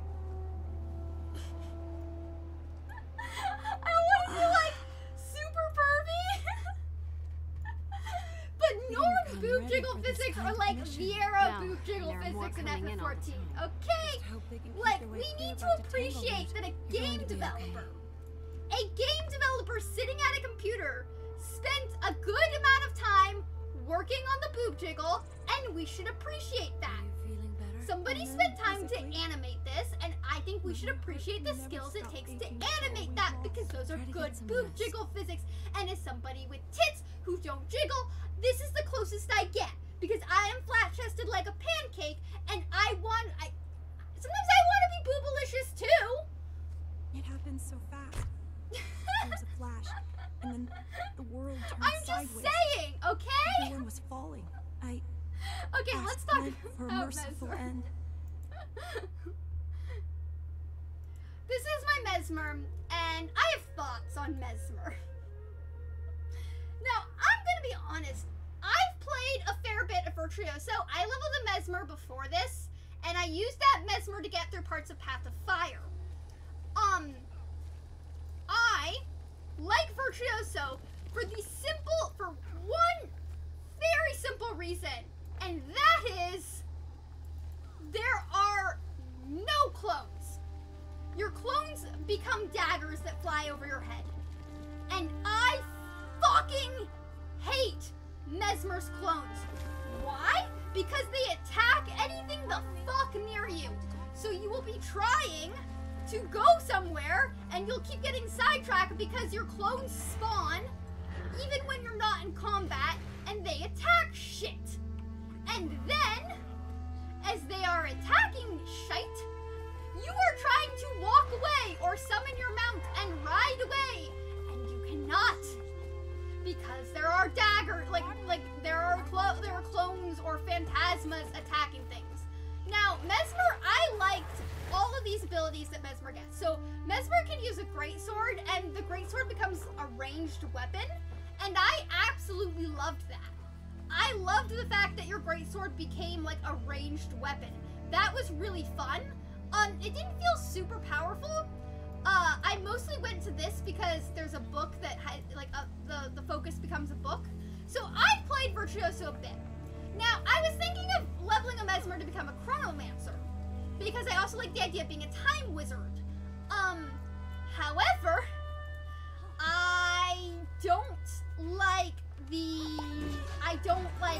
I hated the clones so much. Oh, thank you! Thank you! I hated the clones so much that I was just like, I can't do this. I'm going Virtuoso. I can't do this. I like the concept of being a time wizard. I don't think I could do it. I just like that I have a book that I can bash people with. That's my main thing. So I went Virtuoso. I'm actually using my Mesmer as a bank right now. I'm using my Mesmer as a spare bank right now. I'm not really playing them. Honestly, they're my least favorite magic class, but I do like some of their versatility. Wonderful to see. I think Mesmer is one of the things I like about Mesmer is it's super unique. No other game that I've played has a Mesmer-y type class. Mesmer's abilities are just very unique, and that feels super fun. It's this magic class that kind of creates clones and phantasmas that tricks the enemy into attacking them, and can do a bunch of support stuff and things like that. And it's a very fun class to play. When it goes well, it's mostly just I think Virtuoso is fun, and I know that a lot of people do like playing Mesmer at high level. I didn't like playing Mesmer at low level, but I think it's gonna kind of become what Revenant is for me, where at high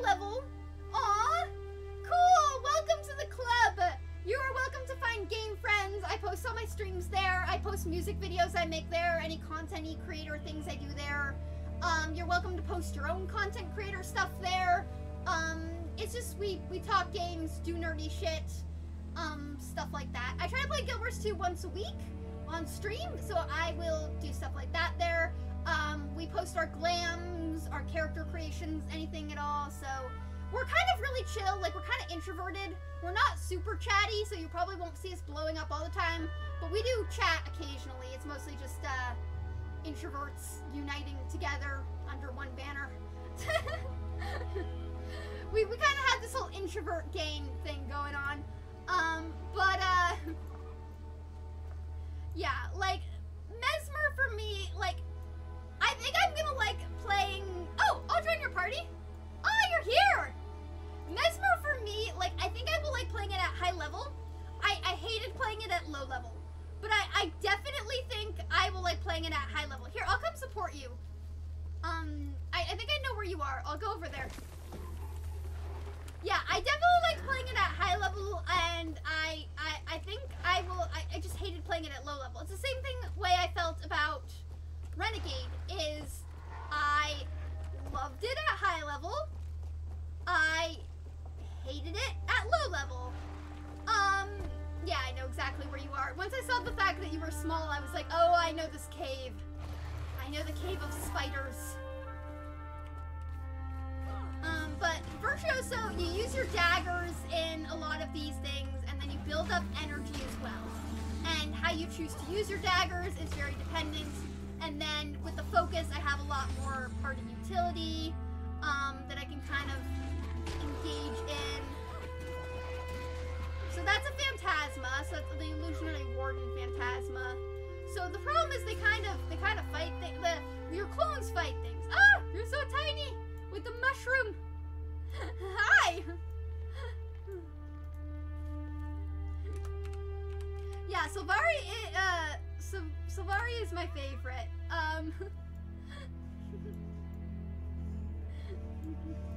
I just like being glowy. Like, there's something very nice about being glowy. Yeah. Glowy discount plant elves. I did a whole short. Well, I tried to make it a short, but I talk a lot, so I went longer. Oh, you've got the red panda one. That's cool. I only have one mount skin. It's not that good. It's not that good. Oh, wow. That is fucking cool. Yeah, this is my only mount skin. It was one of the ones I got for free. I'm not...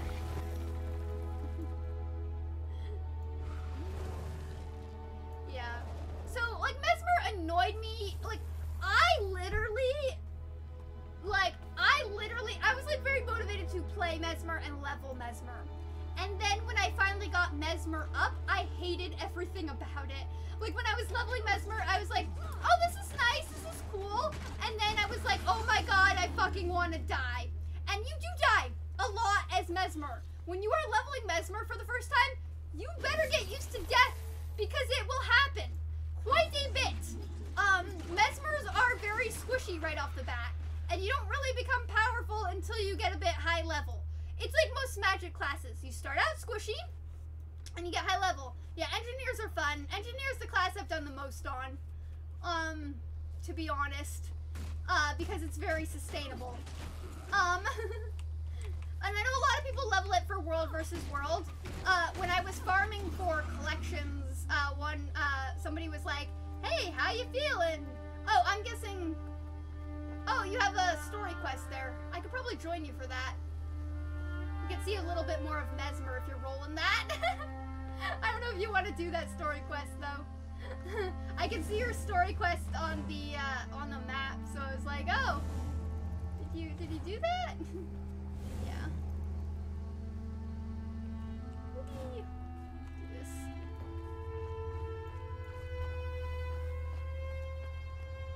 Yeah. But I do love the Virtuoso abilities. The Virtuoso abilities feel more DPS-y and a little less like I'm pigeonholed into some of the stuff that like Mesmer had. And They're the green stars. So here on the map it says it's blue. I intend to find out what. It says this is your waypoint. I don't know if that's just the point that you got to, but oh wait, you know you don't have a story quest because you're only level 8. Never mind. That's just where you spawned to. Never mind. It's just showing me where you teleported to. I've never seen that before because Nero and I always teleported together. Yeah, it's gone now. I'm just seeing where you teleported to. But when you reach level 8, you get a story quest, and it'll show up green here, and then there'll be like a little green star or like swirly swirl where you need to go. Yeah, you made a waypoint. That's why it showed up. I was like, I've never seen that before because the only other person I played with in a party long term has been like Inuash and Nero, and we were always together in what we were doing. More undead. Watch your flank. More undead. Here, I'll stop attacking this so you can actually get some shots in and get the experience from it. Talk about a wild hunt. Yeah. So, like, I hated leveling Mesmer. I died a lot. It was not fun. I do like it at high level. I think Mesmer's fun at high level. I think it fucking sucks at low level. That is my opinion. I'm actually gonna teleport back over here, and then I'm going to switch over. We'll still be in a party. I'll just be in a different area. I'm gonna switch over to my Elementalist, and that's the last class I have to talk about. So this is my Elementalist. I tried being a Norn Elementalist specializing in air, but I fucking hated it. So now I'm a Sylvari Elementalist specializing in fire, because that's a little bit more my speed. Elementalist is tricky. It's one of the more trickier classes to play, specifically because as an Elementalist... Oh, I have the Quaggan minion. Why do I have the Quaggan minion now? I mean, I like my sea potatoes, but goddamn. Let me switch over. Let me switch my minion.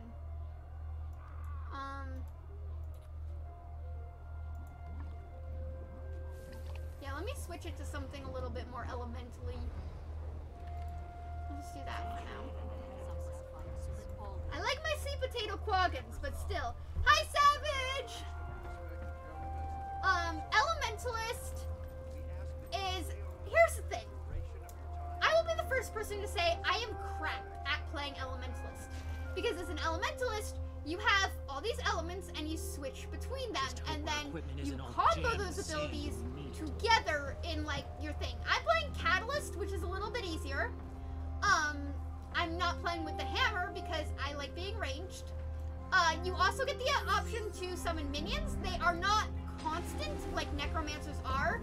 They do die, but you can summon a lot of them when you're in combat, and your minions look different depending on what element you choose. I only play fire. I know I am supposed to switch elements. I know I am supposed to do that. I do not want to do said thing though, so I don't do it.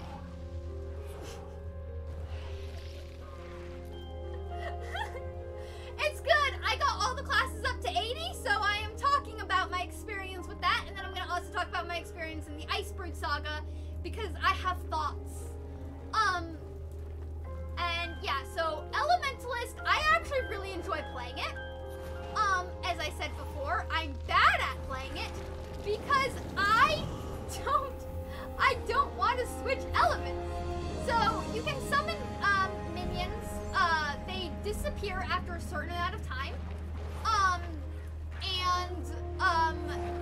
If the elite minion can do, it's under glyph training. So if you take up glyph training, you can summon. Let me just go over to my build here. So it's under glyph training. So glyph training, you can't summon a lesser elemental until here, but there's other things other than summoning elementals. There's only 2 elemental summons out of here, and then you choose an element to specialize in, and then arcane is just about switching elements. So I chose fire, but fire does damage, but that's more like more slower pace but impactful damage. Slower pace for Guild Wars 2 doesn't feel that slow. Air is about speed and making sure your party is speedy. Earth is about fortifying yourself, so if you like tanking, you'd probably take up Earth. if you like being a really, really fast focused DPS with some party utility, you might take up air. You'd probably take up air or fire. And then if you like water is about healing. So water is good for healing based essence.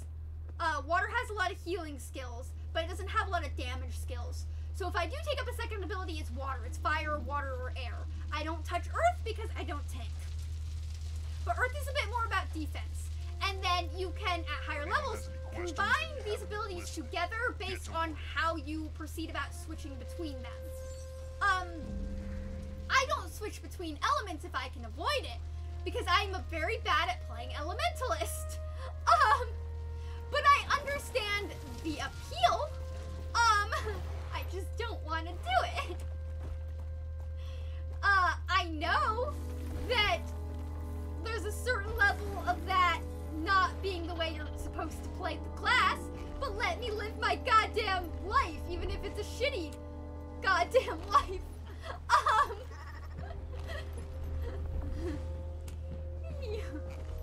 So, yeah, that is, I don't want to be there.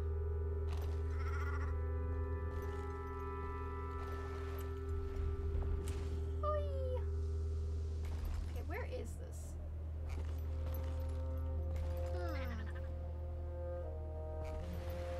Interesting.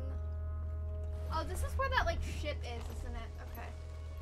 I was like, where the fuck is this waypoint? It's, is there a hole I can fall through? I want to have to actually, like, go down there. There. Ah! Fuck. Okay. Okay. Okay, I didn't die. Get off the springer and use your glider. Oh, boy. Not good. Yeah, so I actually had a lot of fun leveling Elementalist. I enjoyed it quite a bit.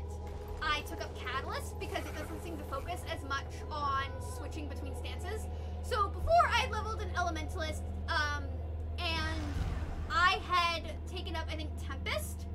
But Tempest involves a lot of switching between your stances and your elements, and that didn't appeal to me. So I didn't do it. Now, Elementalist is a little bit more difficult to play than Necromancer, but it's kind of as squishy as Mesmer, but you have a bit more damage like Necromancer does. Depending on what builds you choose, how you play it, there's some defensive things you can do. I would say Elementalist and Revenant probably feel the most adaptable out of all of the Guild Wars 2 classes. With how many different things you can choose. Let me just look at my build for it currently. Yeah, I need 15 for... Yeah, because this is like a regenerate health ability, but so I chose Catalyst, which gives you this like extra ability that creates a Jade Sphere, that creates a giant element, that sort of vibe. And then for my build, I have Fire because that's what I chose, and I kind of have like burning, increased burning, and then I have, you can summon like auras which grant you like shields or different ability based.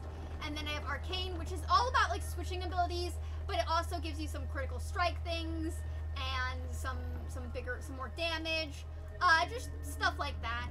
And then yeah, I picked up Catalyst. I'm a little bit further into Catalyst. Yeah, so yeah, no, that's not what I wanted to do. So Elementalist, so Mesmer isn't able to wield daggers unless you have Virtuoso unlocked, but it can wield great swords and it can wield regular swords.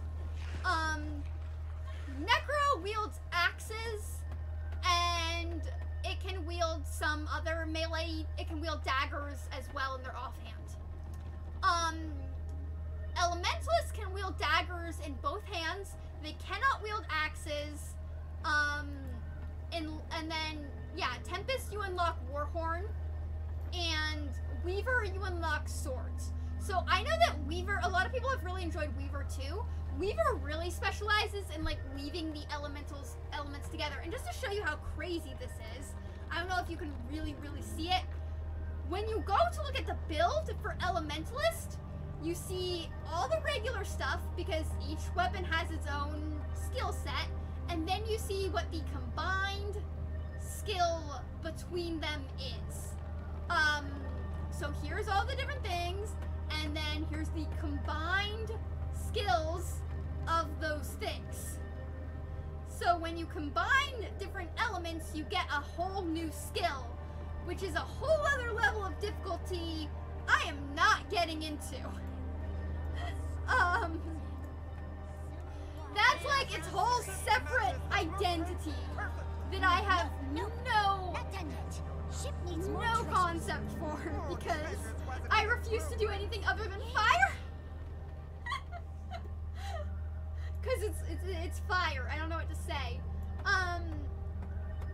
Yeah, and you can most of my things are Sylvari, because why not? So I'm thinking we should talk about the Icebrood saga now, because I've kind of talked about all the classes. So again, this is my warrior. This is the human warrior armor, and then I had Guardian, Revenant, Engineer, Deadeye, Thief, Hunter, Necromancer, Mesmer, and Elementalist. It was very painful to get everything up, but let's talk about the Icebroods. Mostly because I'm a little bit mad because nobody told me there was a Char heavy metal band that had an event.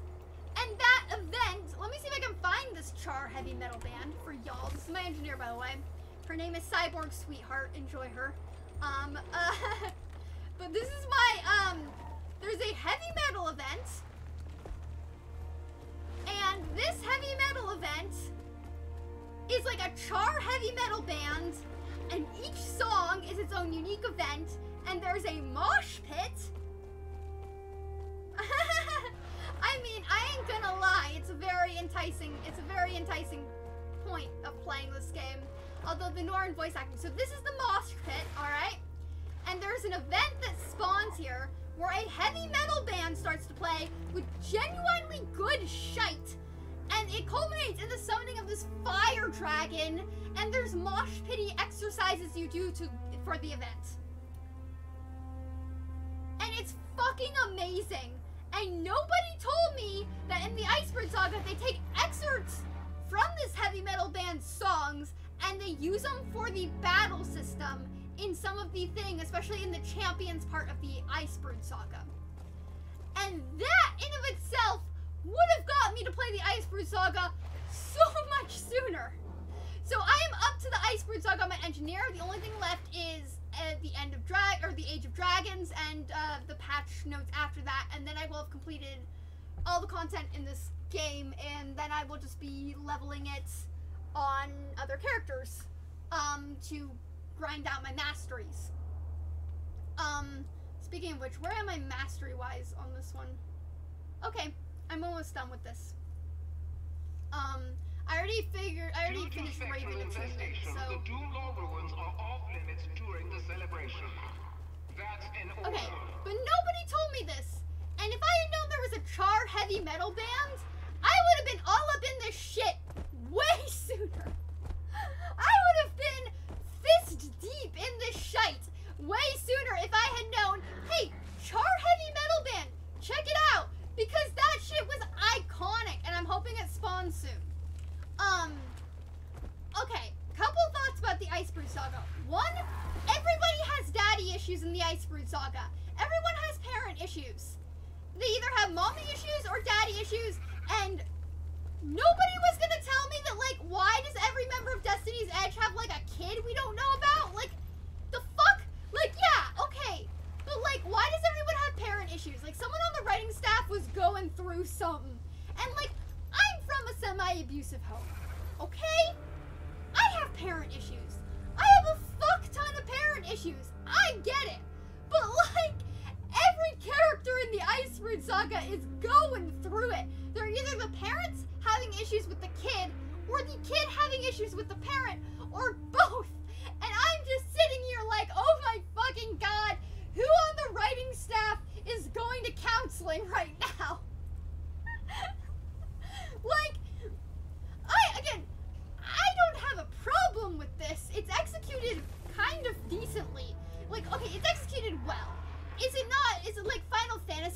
story? No. Is it World of Warcraft's story? Hell no. Thank God no. But like, Guild Wars 2 always delivers a very fair and solid product, and this was a very fair and solid story. Did the Champions arc of the Icebrood saga go on for way too long? Yes. Did it do some inventive things with some decent solo play? Also yes. Did Bram annoy the shit out of me with the Spirits of the Wild shtick? Hell yes. Did Bram getting drunk and taking advantage of make me crackle up laughing? Yes. Are Gorik and Timey going through a weird breakup or getting together? Also yes. I have thoughts. First of all, we meet Timey in Living World, and she clearly has some sort of chronic illness. It's not really specified what chronic illness she has, but it's mentioned that she has some sort of chronic illness, and it's kind of, when we first meet Timey, she's really fucking annoying. She's a kid. Kids are annoying. It happens. So, like, I don't have, like, a strong opinion on it. She gets a little bit more decent as time goes on. In Heart of Thorns, she's still annoying. But in Path of Fire, we don't see a lot of her, which is great. She's a lot less annoying because we just don't see a lot of her. And we also don't see a lot of Bram, which is also great because he's hit or miss depending on what he's saying or doing. When Bram's drunk, it's really fucking funny. I ain't gonna hold ya, it's funny. But there are moments where Bram's shtick gets a little old, particularly with character development. I was kind of sad we didn't get more rocks in Icebrood Saga. I was a little weirded out that Icebrood Saga involved the Char. Okay, here is my theory on this. The Char and the Norn live really close together. If you look on the map, the Char and the Norn, so this is Holbrook right here. Holbrook is right here, and this is the Black Citadel right here. They're literally just a Wayfarer's foothills, like the 115 zone apart, right? They're extremely close together, and Norn, their racial elite ability is to turn into like the furry version of their spirit animal, which if you want to play like a werewolf character, just choose to turn into a wolf, I guess. But like, and do attacks as like the furry version of their like wild spirit animal. And the Char look kind of like furries. And my theory is that there were a group of Norn who decided to live like furries, and that's how the Char came to be. And that over time, they branched off into two separate factions. And yeah, that's my headcanon for why the Char exists lore-wise. I don't play Guild Wars 1. I have no fucking idea about the original Guild Wars. Maybe there's another reason for this. I have no fucking idea. But I wasn't aware that the Icebrood Saga, because it's Icebrood Saga, so you immediately think, oh, Sons of Stupid. You know, the Norn fight really early on, and like Sons of Svanir, but Sons of Stupid. Like, let's be real, they're dumb as frick. They're misogynist, they're dumb as frick, and they're all weirdly Russian. None of the other Norn are Russian, just the Sons of Svanir. It's weird. It's like you can only become a Son of Svanir if you're Russian. Do you just take a Russian name? I'm so confused. Alright! I know, I am kind of talking about, like, spoilery things, so don't worry about it. Yeah, hit me up whenever you're on, and have a great night. Stay safe, eat cake, because the more you weigh, the less harder you are to kidnap. Or the harder you are to kidnap. So, eat cake. Because, yep, the more you weigh, the harder you are to kidnap. So, that's yep, exactly what you should do.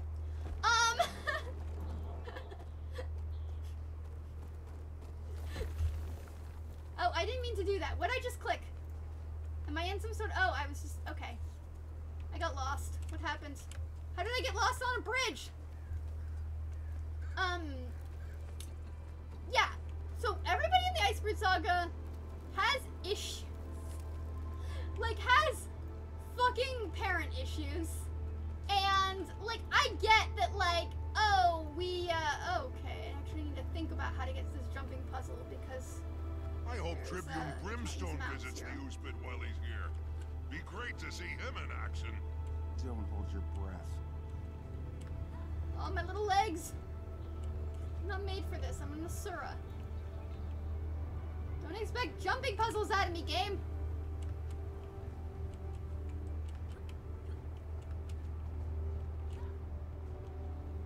We're here today to offer some of you the opportunity to join Well, of course all the stairs have to be crisscrossed. Why wouldn't they be crisscrossed? On your wit, your strategy, your mettle. Yeah, like, I like the Icebrood saga. I think the Icebrood saga, the main issue I have with it is that the Champions arc could have been cut down a bit. But the battle between Jormug and Primordius was really fun. There was some filler in that fight that could have been condensed. But for the most part, I thought the fight was pretty good. It definitely, like, the cinematic of them fighting was very fun. The fact that Bram lived should not have happened. He should have died. That was the perfect fight for him to die. And we've had people die, so he should die. I'm just saying that was the perfect fight for him to die in. And the fact that he didn't kind of annoyed me. I mean, he's a nice character. It's nice that he's still around. Just story-wise, that should have happened from a story writing perspective. I get why it didn't happen. I get why they would want to keep him around. He's literally the only Norn NPC we kind of hang out with. So, the fact that, the fact that they wanted him to be kept around makes sense. It makes sense that they would do that. I just think that from a writing perspective, it should have either gone to, like, there should have been, like, the whole, like, Bram's whole decision to join up with Primordius to go against Ryland, it kind of makes sense, but at the same time, it's not executed with nearly enough time in the, like, to think it out. Like, we start to see that Bram has some very unique abilities that maybe he doesn't really know. Or that he has some unique abilities since becoming, like, this whole Norn of Prophecy thing. But the whole Norn of Prophecy thing isn't fleshed out enough. And the whole, like, his decisions aren't fleshed out enough. And I get it, it's the Icebrood saga. But we spend so much, there's so much, and I think that part of it is Bram's voice actor, and I know that, like, the Icebrood saga technically came out in the beginning of the pandemic, and as a result,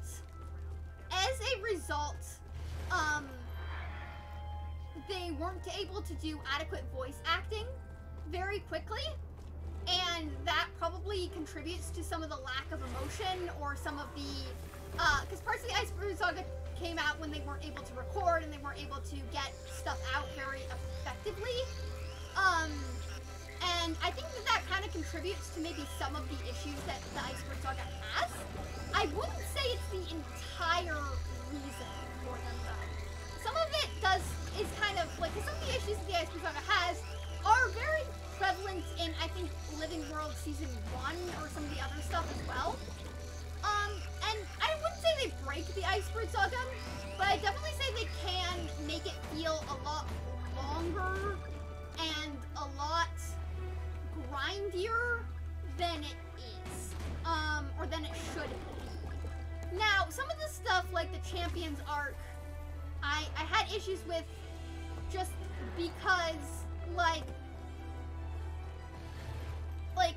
the Champions arc is the final arc of the Icebrood saga, and okay, it's still down there. It feels really long in spots. You're basically going in and out of all these little instances, and the instances are fun, and they add a lot more depth and lore to the story, and it makes this whole fight that's gonna happen between Primordius and Jormug and all of that, it makes it feel really fucking impactful. Like, it makes it feel real. Like, it makes the world feel real. The main issue with it, though, is, like, the Champions arc... I saw a human here earlier, practicing. Like, there's other parts of the Champions arc where... because we are doing all these little instances with story in between, and we're basically going from the Eye of the North to these little instances, back to the Eye of the North, and then there's some, like, solo stuff that we do in between there. That makes it feel really like a lot longer than it is. Now, the first one where you kind of go into the past and you become a char in the past and you go through this whole scrying pools type thing and you see what happens to some of the characters previously, and you see kind of other characters' points of views that you didn't really get to see before. That's really cool. And then the char heavy metal music plays and all of that, and that feels so great. But then you're doing all these little champion arcs where you're basically traveling around to different parts of the world, and you're quelling the dragon uprising, and you're dealing with the dragon uprising. And that feels good. And then after we've done all that and we kind of see where that's going, out of nowhere we get this little solo quest with where we're Bram with the spirits of the wild, and we're seeing the world as he sees it or whatever. And that's cool, but it also kind of sucks because it should have taken place like our adventures with Bram and our like relationship, like, because he's kind of like this teenager we have to keep in line, but he's not at the same time, which makes it kind of confusing. And a lot of the Icebrood saga is Bram confronting the fact that he's not very good at what he does, like keeping his friends alive or keeping parties together, or he isn't as he ran when things got difficult. But this is also stuff that we kind of are rehashing. Like, yeah, Bram runs when things got difficult, but like at the same time, like Bram's character, like he's definitely a young adult, sure, and like I'm 24, like I'm not really one to talk, but like I've also, like, I have complex PTSD, like I've lived a lot for a 24-year-old, and like it's very, Bram is just kind of annoying, and again, part of it is that I think the voice actor maybe didn't have the time needed because of COVID to really deliver on Bram's performance, or maybe they were going to kill off Bram and then they decided not to.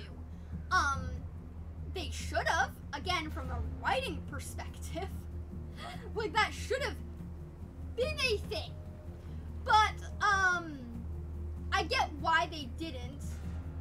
You're just gonna listen all night to me rant about why this one character should be dead? I'm not the only one who thinks so. Fucking even Preach thinks Bram should die. I mean, I used to like Bram, but that was when Timey was a lot more annoying, and Timey and Bram had a little shtick they would do, where Bram was the one keeping Timey in line because Timey back then was a literal child, but now Timey's all grown up, and Bram still feels like a fucking teenager. We're here today to offer some of you the opportunity to join a new warpath. We'll have fun with that. We'll be testing you on your wit, your strategy, your mettle. Yeah, Separating so the strong from I the weak. like, Many will try. like, I Most just will like, fail. I was just like, it's called the Icebrood saga, so I was expecting a lot more like Norn. If you choose the Vigil going through the storyline and you choose to do the Icebrood saga with whatever character you chose the Vigil for, because the Vigil, the Whispers, and Priory all have their own storyline, and they all have their own moments where if you choose them later on in like Living World and like patch things, you'll catch up with some of the characters from that storyline. But if you choose the Vigil, you do kind of get a lot more like info on how the Vigil operates in the Icebrood saga, and you get a lot more info on like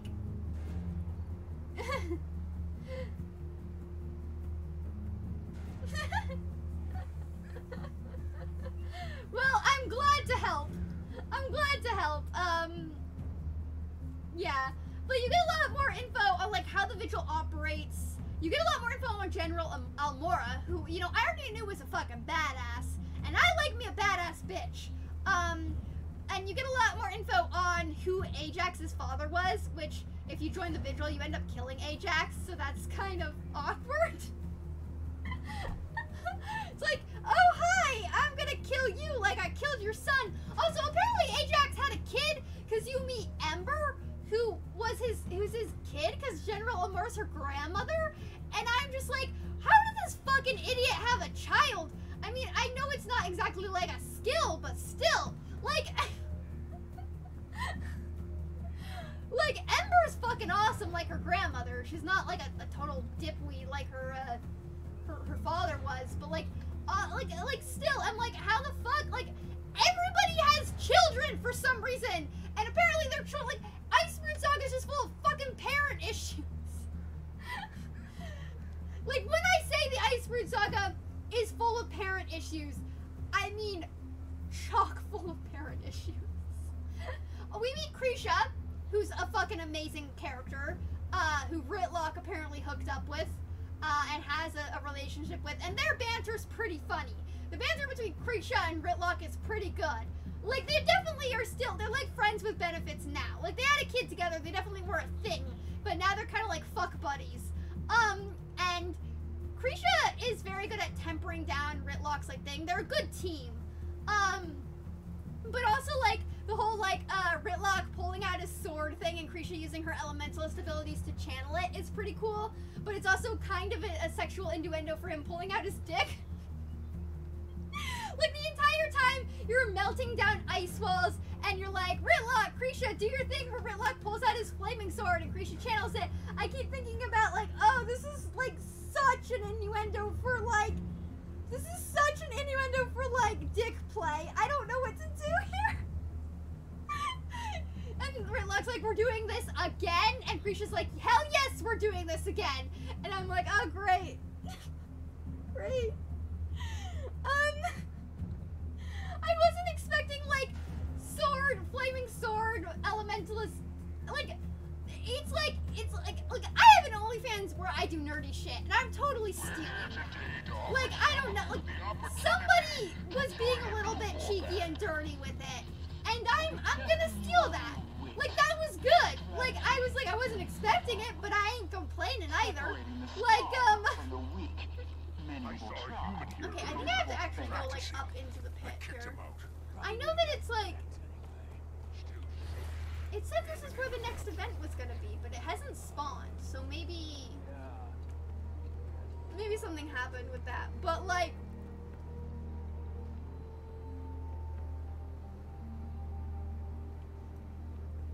yeah, I wasn't expecting there to be, like, you know, dick innuendo jokes, but, like, yeah, their banter's amazing.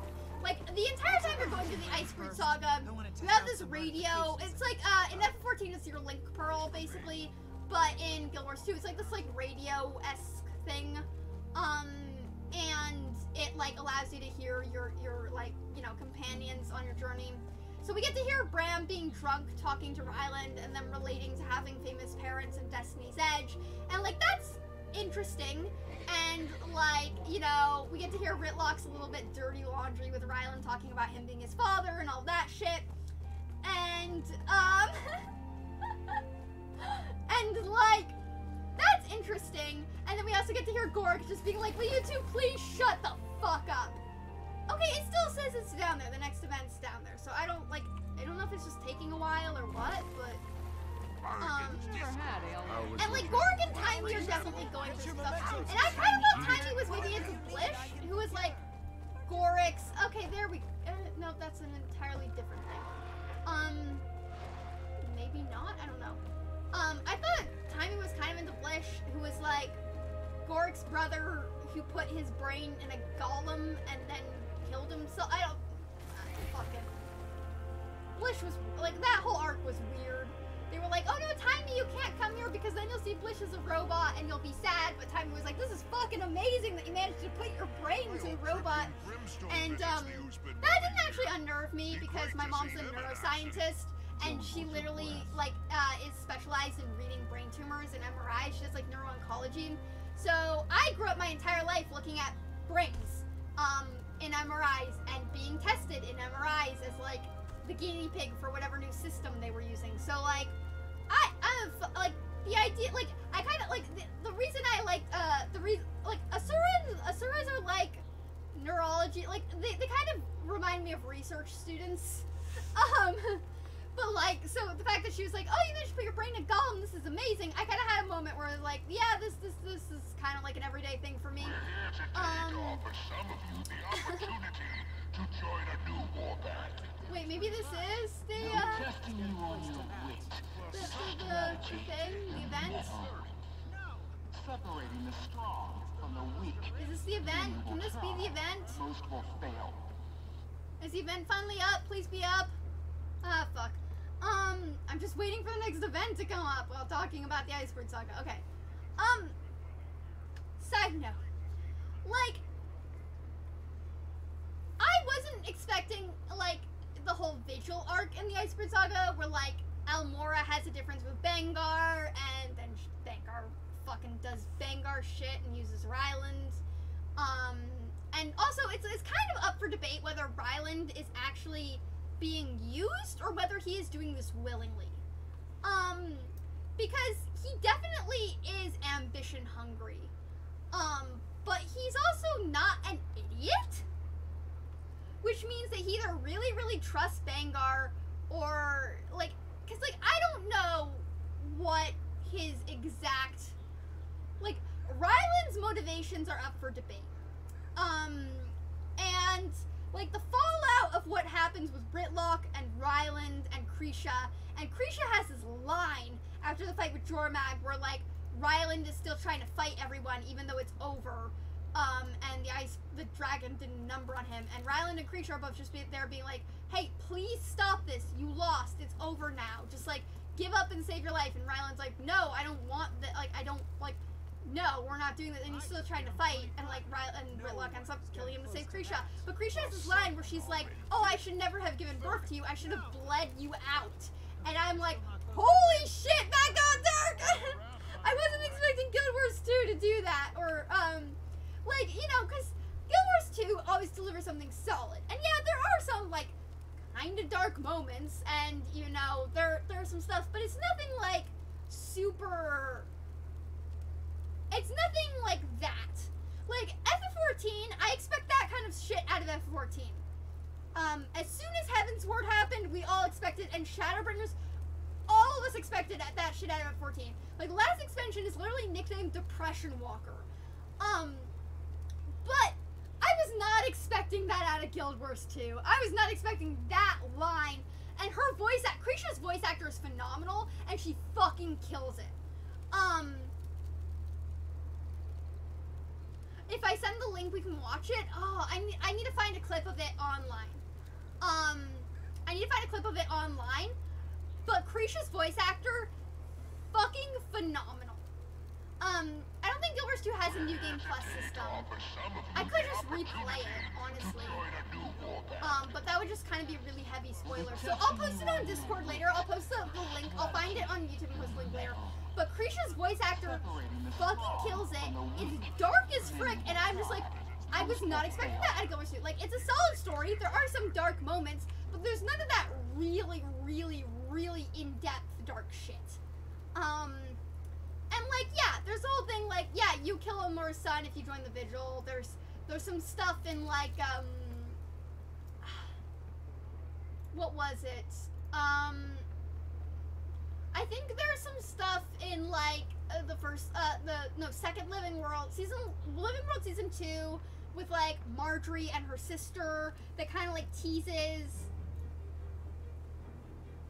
Oh, you wanted a Harry Potter parody up? That's on YouTube.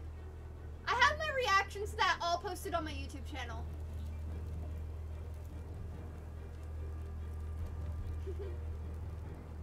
Oh, anytime. I'll just,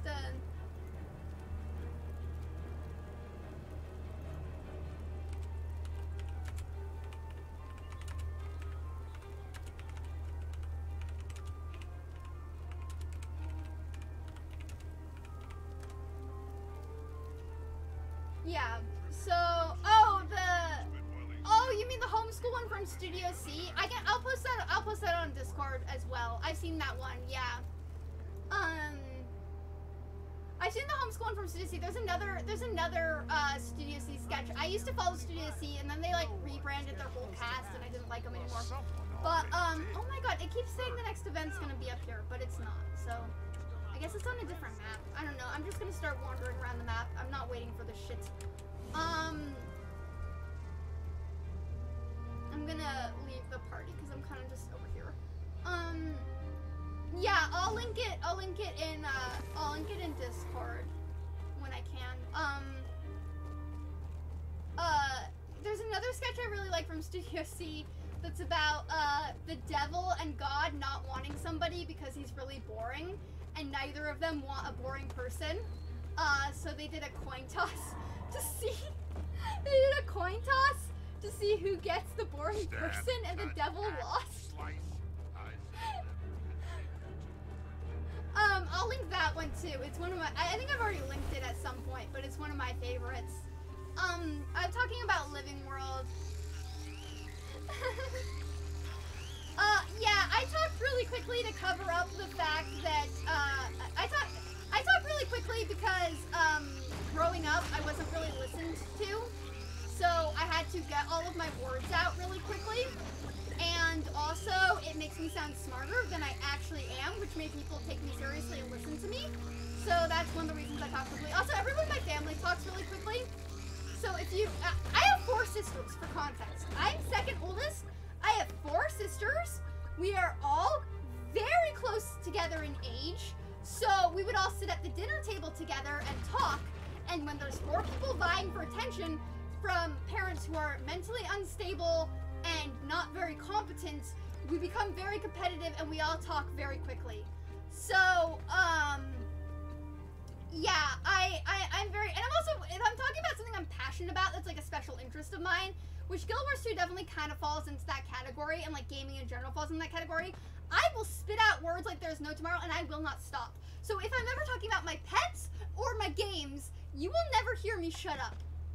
I don't shut, like, it gets to the point where I tell my friends, literally, if I'm talking too much, tell me to fucking shut it, because I don't know how to read cues, so I'm not very good at shutting up, and I don't know, like, I will literally go on forever about something I'm very passionate about, and I kind of talk in circles, where, like, I'll go back to something, that I had talked about previously, and then I'll talk about something else in between, then I'll go back to the thing, because the way I talk, I kind of, I'm on the spectrum, and I'm not very good at processing emotion, so I talk in circles because I routinely go back to the thing I talked about previously and add a little bit more emotion to it. So it's my brain processing how to talk about something with adding emotion to it. So, like, when I say that Bram should have fucking died, I mean he should have fucking goddamn died. He's literally become more annoying than Tiny. Tiny! The Asura with the voice like this, who talks like this, and is all cheerful all the time, and makes you call her from higher to reach places. Bram has become more fucking annoying than that, and he's had so much more agency in the story. And like in the beginning, you know, he's Air's son. He's got this rebellious teenage thing going on where he's kind of mad at his mom for ditching him and going on adventures. That's understandable. He then learns to appreciate his mother, and then she fucking dies. Like, yeah, and then he's moody about that and shaves off all his hair. And like, you get it, okay? Like, you get it. But then after that, he's got fucking nothing that he does. And then everything else he does is just cause problems. He just causes problems, and then causes more problems, and then suddenly they give him magical, mystic-y, powery things, and what does he do with them? Cause more problems. And the annoying self-sacrificing teenager thing is like really old at this point. Like, oh, the oozes are here. Are they here? Are they finally here? Can I finally actually do something? Is the event finally up? Oh my god. Let me do the event.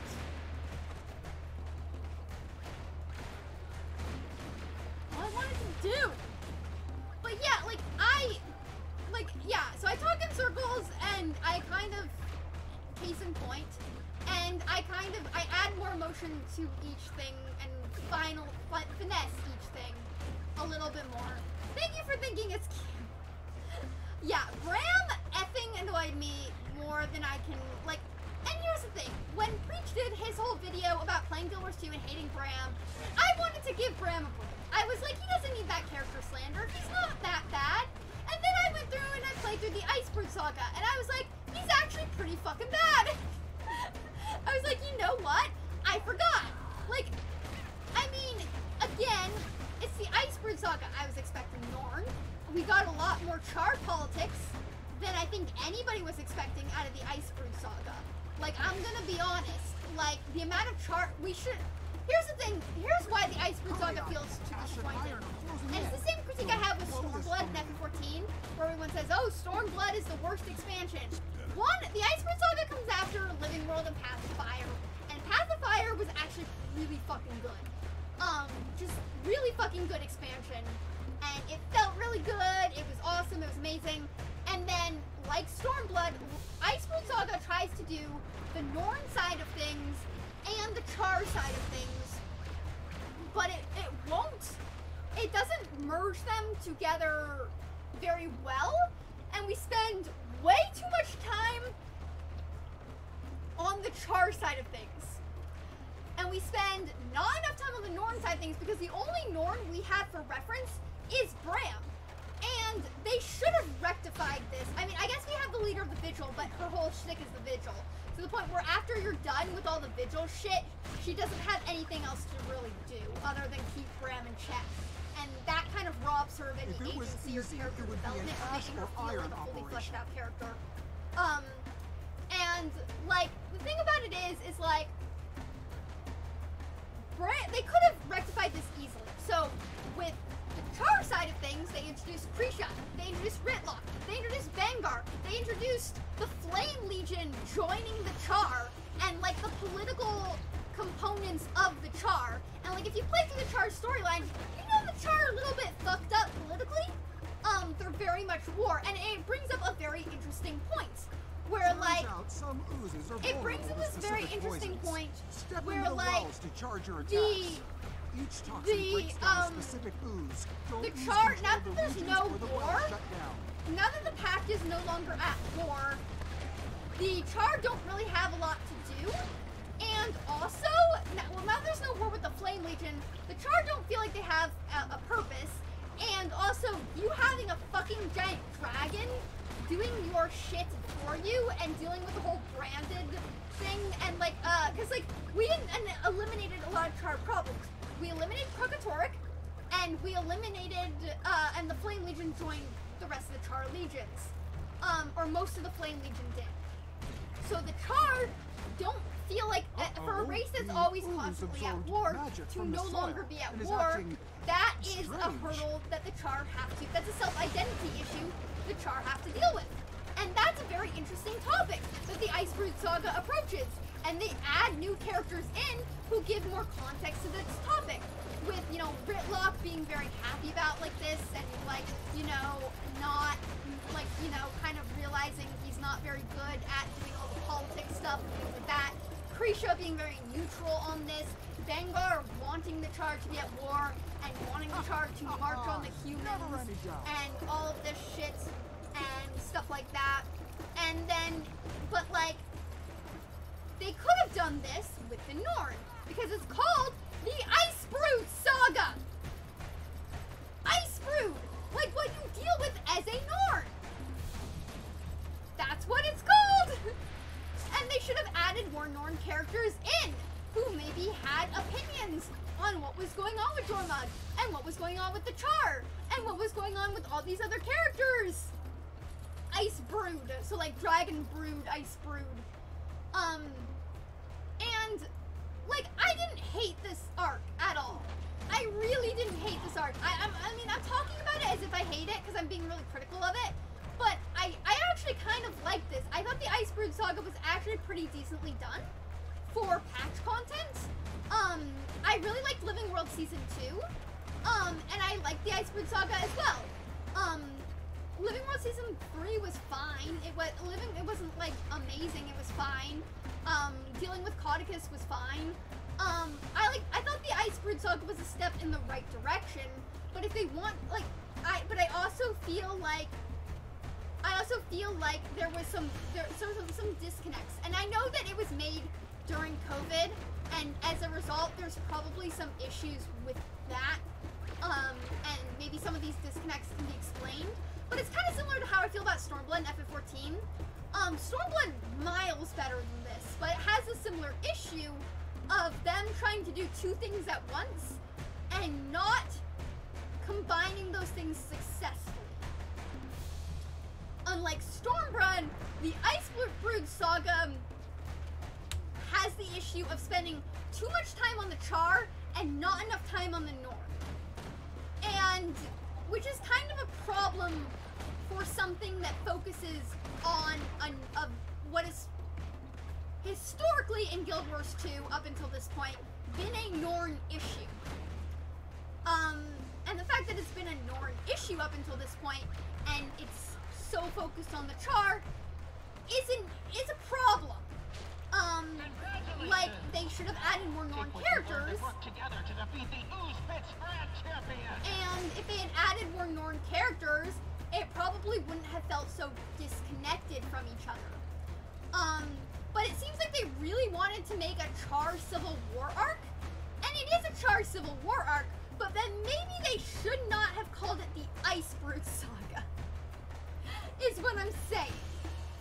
Like, if you want to make a Char Civil War arc, that's cool. We can explore, that's something cool to explore. It was done very well. The Char Civil War part of it was done very well. It's the like Icebrood part that's done badly. And like I get it, like the Char aligning with Jormungand comes out of nowhere and feels very left field, and everybody's just like, what the fuck is this about? Like because they're trying to control the dragon. Because your character's controlling the dragon, and the Char, like, you can't have a weapon that we don't have. We're the Char, we're in charge of having weapons.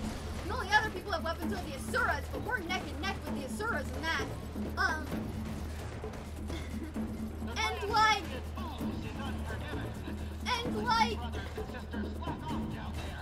I get that. That makes sense. But, like, again, don't call it the Icebrood saga. Because people are going to go into it with a very different expectation and then feel let down. Like, if they had just changed the name to something like, the Civil War saga, or, like, the Flame Legion, or like, the Ice Legion, or like, something like that, like Ice Legion saga or something, or like, something to do with like the Char Legions and Ice. They could have had this entire storyline. They wouldn't have had to change a single thing, and it would have made more sense. But calling it the Icebrood saga, which is only something we associate with the Norn, and is a very Norn-central issue, is, like, doesn't work. And all they would have had to do is make a few minor adjustments, cut out some of the Bram crap, and it would have worked 100 times better. Like, if they had made a few pacing issues with the Champions arc, then it wouldn't have felt so disconnected, because we wouldn't have had as much filler in between some of the more Bram-centric crap and what he's doing. They could have easily taken out some of those group party instances in the Champions arc and put in some minor, and taking out some of the group party instances in the Champions arc, taking out some of our talking to or reading and discussing things, and added in some more conversations with Bram, and some more topics of conversation with Bram, and some more just, like, little tiny instances with Bram. Maybe where we're, like, seeing him talk to the spirits of the wild a bit more, and seeing him, develop a relationship with the spirits of the wild a bit more. Because we see him get support from the spirits of the wild, but we do not see him actually develop a relationship with them, and then when we check back in with him a while later, all of a sudden, he's, like, talking to these spirits like he's known them forever, and, like, he has, like, a plan, and they're following his plan with no questions and all of this shit. And it's kind of just, like, it kind of feels out of nowhere, and it doesn't feel very, like, it doesn't feel like a natural progression of things. And this is a pacing issue that, again, might have resulted from it being produced during COVID times. It just may have been that. like there might have just been some stuff they weren't able to do because it was just during COVID. And like that's a valid reason. But like I feel like it's good to be able to point out some of the issues that happen to be able to know like where the game can improve. And again, I haven't done the most recent patch content. So the most recent patch content might not have these issues. And they might have ironed some of those little kinks out. But I can see, I remember when this was coming out and like watching MMO news and watching MMO news centered around this and like them not being able to have the voice acting done in time. And there are some glitches with this, like the female Asuran voice is not there in certain parts, so the male Asuran voice is opted in instead. And there are just some minor things where it kind of makes sense that like, you know, when you take into context that this was made during COVID and they had issues with releasing it on time and they were kind of pushing it and trying to get it the way it needed to be. Work. Like, it makes sense that some of these issues are there. It is a little irritating, essentially. I saw a human here earlier. And I'll be interested to see how the I'll be interested to see Him and everyone else who's not. how the newer stuff is. Sorry, I'm trying to look for say here. Okay. I'll be interested to see how the newer stuff is, because if I go through End of Dragons and I get to the newer stuff and the newer stuff is better, then it probably it'll just be interesting to see how much it was impacted with COVID, because the first Living World, you have to remember, the first Living World was re-released. It had a lot of issues and they basically repatched it, recondensed it, and re-released it. And so it feels a lot different than the second Living World, and it feels a lot different than even some of the more current stuff, because it's basically a rework of pre-existing content. Speaking of which, I am now ready to train this. I guess I should have checked that before I went into it, but I also have this too. I'm gonna get that up to 2. But like,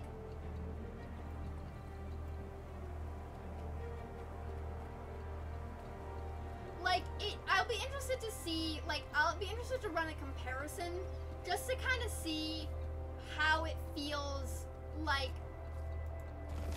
COVID-y time, like how it feels with them having worked on some of this shit during that, and like the comparison between like newer stuff and this stuff, because you can definitely see it. I need to find that clip of like Krisha saying that because, or at least run it again and record it if I can, because it is a brutal clip, and the voice actress, like, kudos to whoever voices Krisha, because she fucking, like,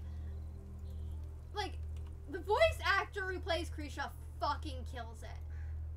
This is a trophy. Oh, it can unlock a vault, that's why. Like, yeah, the voice actress fucking kills it, and it's a very dark line that took me by surprise, and it's actually part of the, like, I love the banter between Rytlock and Krisha. Like, that's one of the best parts of the Icebrood saga, is the banter between Rytlock and Krisha, and kind of the banter between your allies occasionally.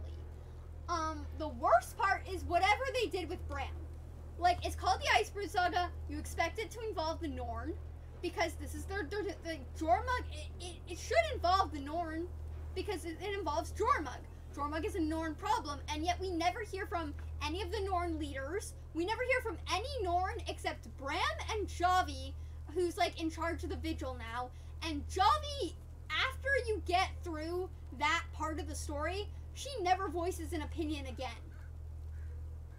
And it's dealing with a very Norn-centric problem, and we hear from none of the Norn. We hear from none of the Norn Council, none of the Norn elite leaders, none of any of the, like, prominent people in the Norn, and that's just not great. Like, it doesn't feel very, like, it feels like they should be more involved than they are. I'm just looking at weapon skins right now because I didn't know they sold these here.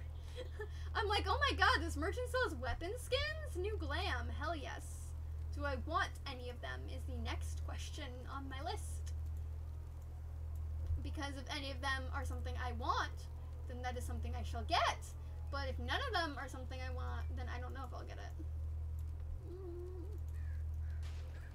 Oh, I forgot. I love how certain ears go up when they hold weapons. This is the mace? So very steampunky. That's cool. I don't wield maces. Otherwise, if I were a mace wielder, I'd get this. But I don't wield maces, so I'm not getting it. But if I were a mace wielder, I'd go for it.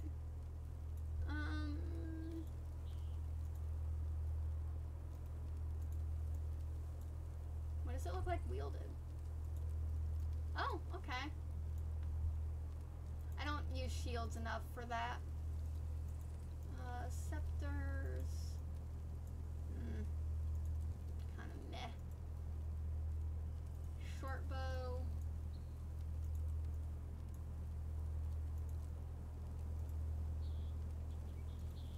This is the rifle one.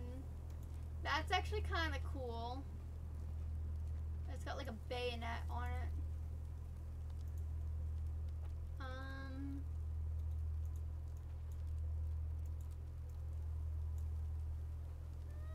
Fair. Okay, I got really distracted by shiny things.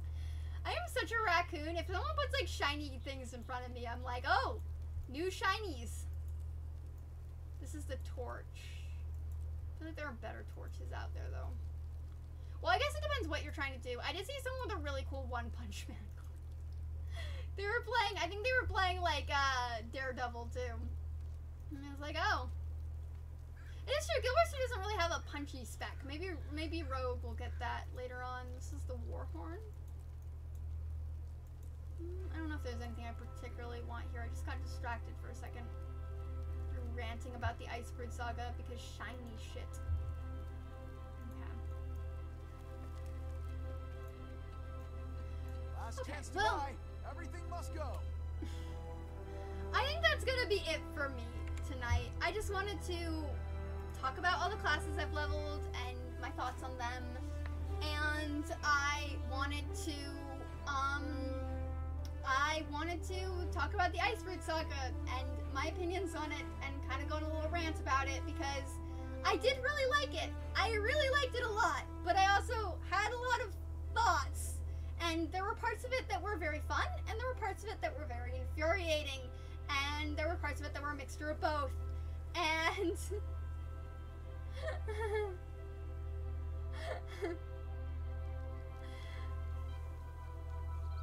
yeah, hit me up whenever you're on if you want to run something, or if you're doing something and you need help with something, or something comes up, and I'll hop over if I can.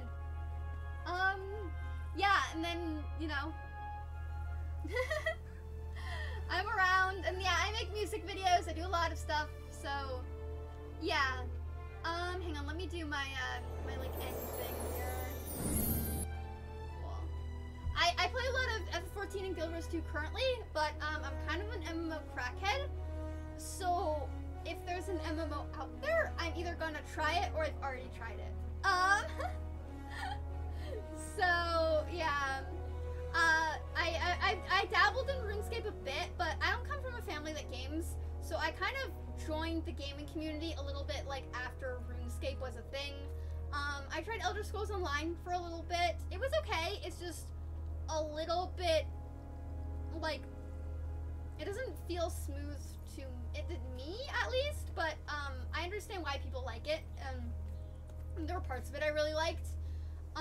Tried Black Desert, Terra, old school, like classic, what was it called? Started with an A. Allion, whatever, made by the same people who did. Made by the same people who did that. It was very similar to Terra, came out in like the same era as Terra did. Yeah, so I've done a lot. I can't wait to try Blue Protocol. That's gonna be fun. I did try Ilion too. I didn't really enjoy it. It was very, you know, Korean MMO. Played some Blade and Soul, all that. So, yeah, if you want more from me, I have stuff on my YouTube channel. I started a TikTok account. I didn't post it. I'm also on Instagram. All of that is either the Roan of Arc or just regular Roan of Arc, or, you know, Roan of Arc. So I'm on Instagram, Discord. All my links should be in my Twitch bio, or on YouTube under my YouTube bio. I do music videos. I make music videos like machinimas or whatever. I don't mod though, so it's all like by hand. Yeah, just a bunch of stuff. So if you're ever interested in checking those out, you can check those out there. I also have an OnlyFans where I post like sexy nerdy content. I've kind of been doing that once a week just because it's been so dry and I have like autoimmune stuff. But yeah, so that's all my stuff. I also knit a lot, and I deposit scarves around the town or anywhere I go. So if you're ever in the Californian area and you see a scarf made by me, feel free to take it. I don't know. I got this like top today. I'm gonna do like a pinup superhero thing with it because I got this like top short combo, and I knew I needed to wear it on screen when I got it. But now I want to make an OnlyFans post. It's just like a pinup superhero. Very retro. Yeah, I was surprised at how well it fit me. I have a hard time finding things that fit me because I'm a tall person in a short person body. So, clothes that are made for short people aren't made for people built like tall people. Clothes that are made for tall people are made for that. So, I went to a thrift store today because I'm making horse bonnets, because it's spring. So, these are horse bonnets. They have little, like, ear things, and they go in between the horses' like, head stalls and stuff. And they keep the flies out of the horses' ears, and they're also, like, decorative. And you see mostly English riders use them. I'm a Western rider, so I don't use them as much, but it is springtime, and my mom's been knitting since she was 15, so we have yarn accumulated from her being that age, and our house is covered in yarn, and we literally have an entire room dedicated to yarn. So I am trying to use the yarn we have accumulated that's just covering our house everywhere. So I'm making horse bonnets for people at the ranch. And then I think in the summer, I'm gonna make a bunch of these little like stuffed animals, and I'm gonna leave them around town with a little card that says like, life is lonely, here, take a friend. I have a couple stuffies. I have that stuffy, and then I made this one. I can't read patterns because I have symbol imaging issues. So all the stuffed animals and like the horse bonnets and like the scarves and everything, I just do those by I'm experimenting with different patterns. So I'm just gonna leave little stuffed animals around town. I made this one too. This is one of those like blanket ones. And then I also have one that's like this. It's more of like a little robot-y inspired thing. But yeah, I'm just gonna leave stuffed animals around in the summer because it's too hot in California for scarves. So the scarves will be in the winter and the stuffed animals will be in the summer. And I just, I'm training my own service dog. So I usually just load up his backpack with stuff so he can get used to carrying his own shit. And then when we do training, I go around town and I just leave the scarves around town with a little card that says like, oh, here's a scarf, take a scarf, it's cold outside, you know, because I used to work for a homeless shelter, and I like to make sure that, you know, people, when it gets cold, people need warm clothing, and, you know, throughout my life, there have been so many strangers that did kind things for me, and I remember them, and I remember the kind things that they did and how much it meant to me, and I want to be sure that I am doing kind things for other people as well. Even if somebody throws the scarf away, at least, you know, maybe it made them smile, or maybe it made somebody smile and realize that somewhere out there someone cares. So, that's kind of, yeah.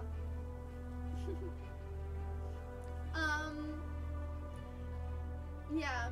Anyway, everyone stay safe out there. Eat cake, because the more you weigh, the harder you are to kidnap. And remember that you are valid and worthy, even on days where it doesn't feel like that. And at least I feel like that. So, good night. Have an amazing day. Hopefully I will be back either tomorrow or I will be back on Friday, depending on how life goes. So, If not, if I won't be back, if tomorrow Friday's busy, then I'll probably be back on Sunday. And I might do some mount farming in FF to try to get the dragons. But yeah. See y'all around. Bye.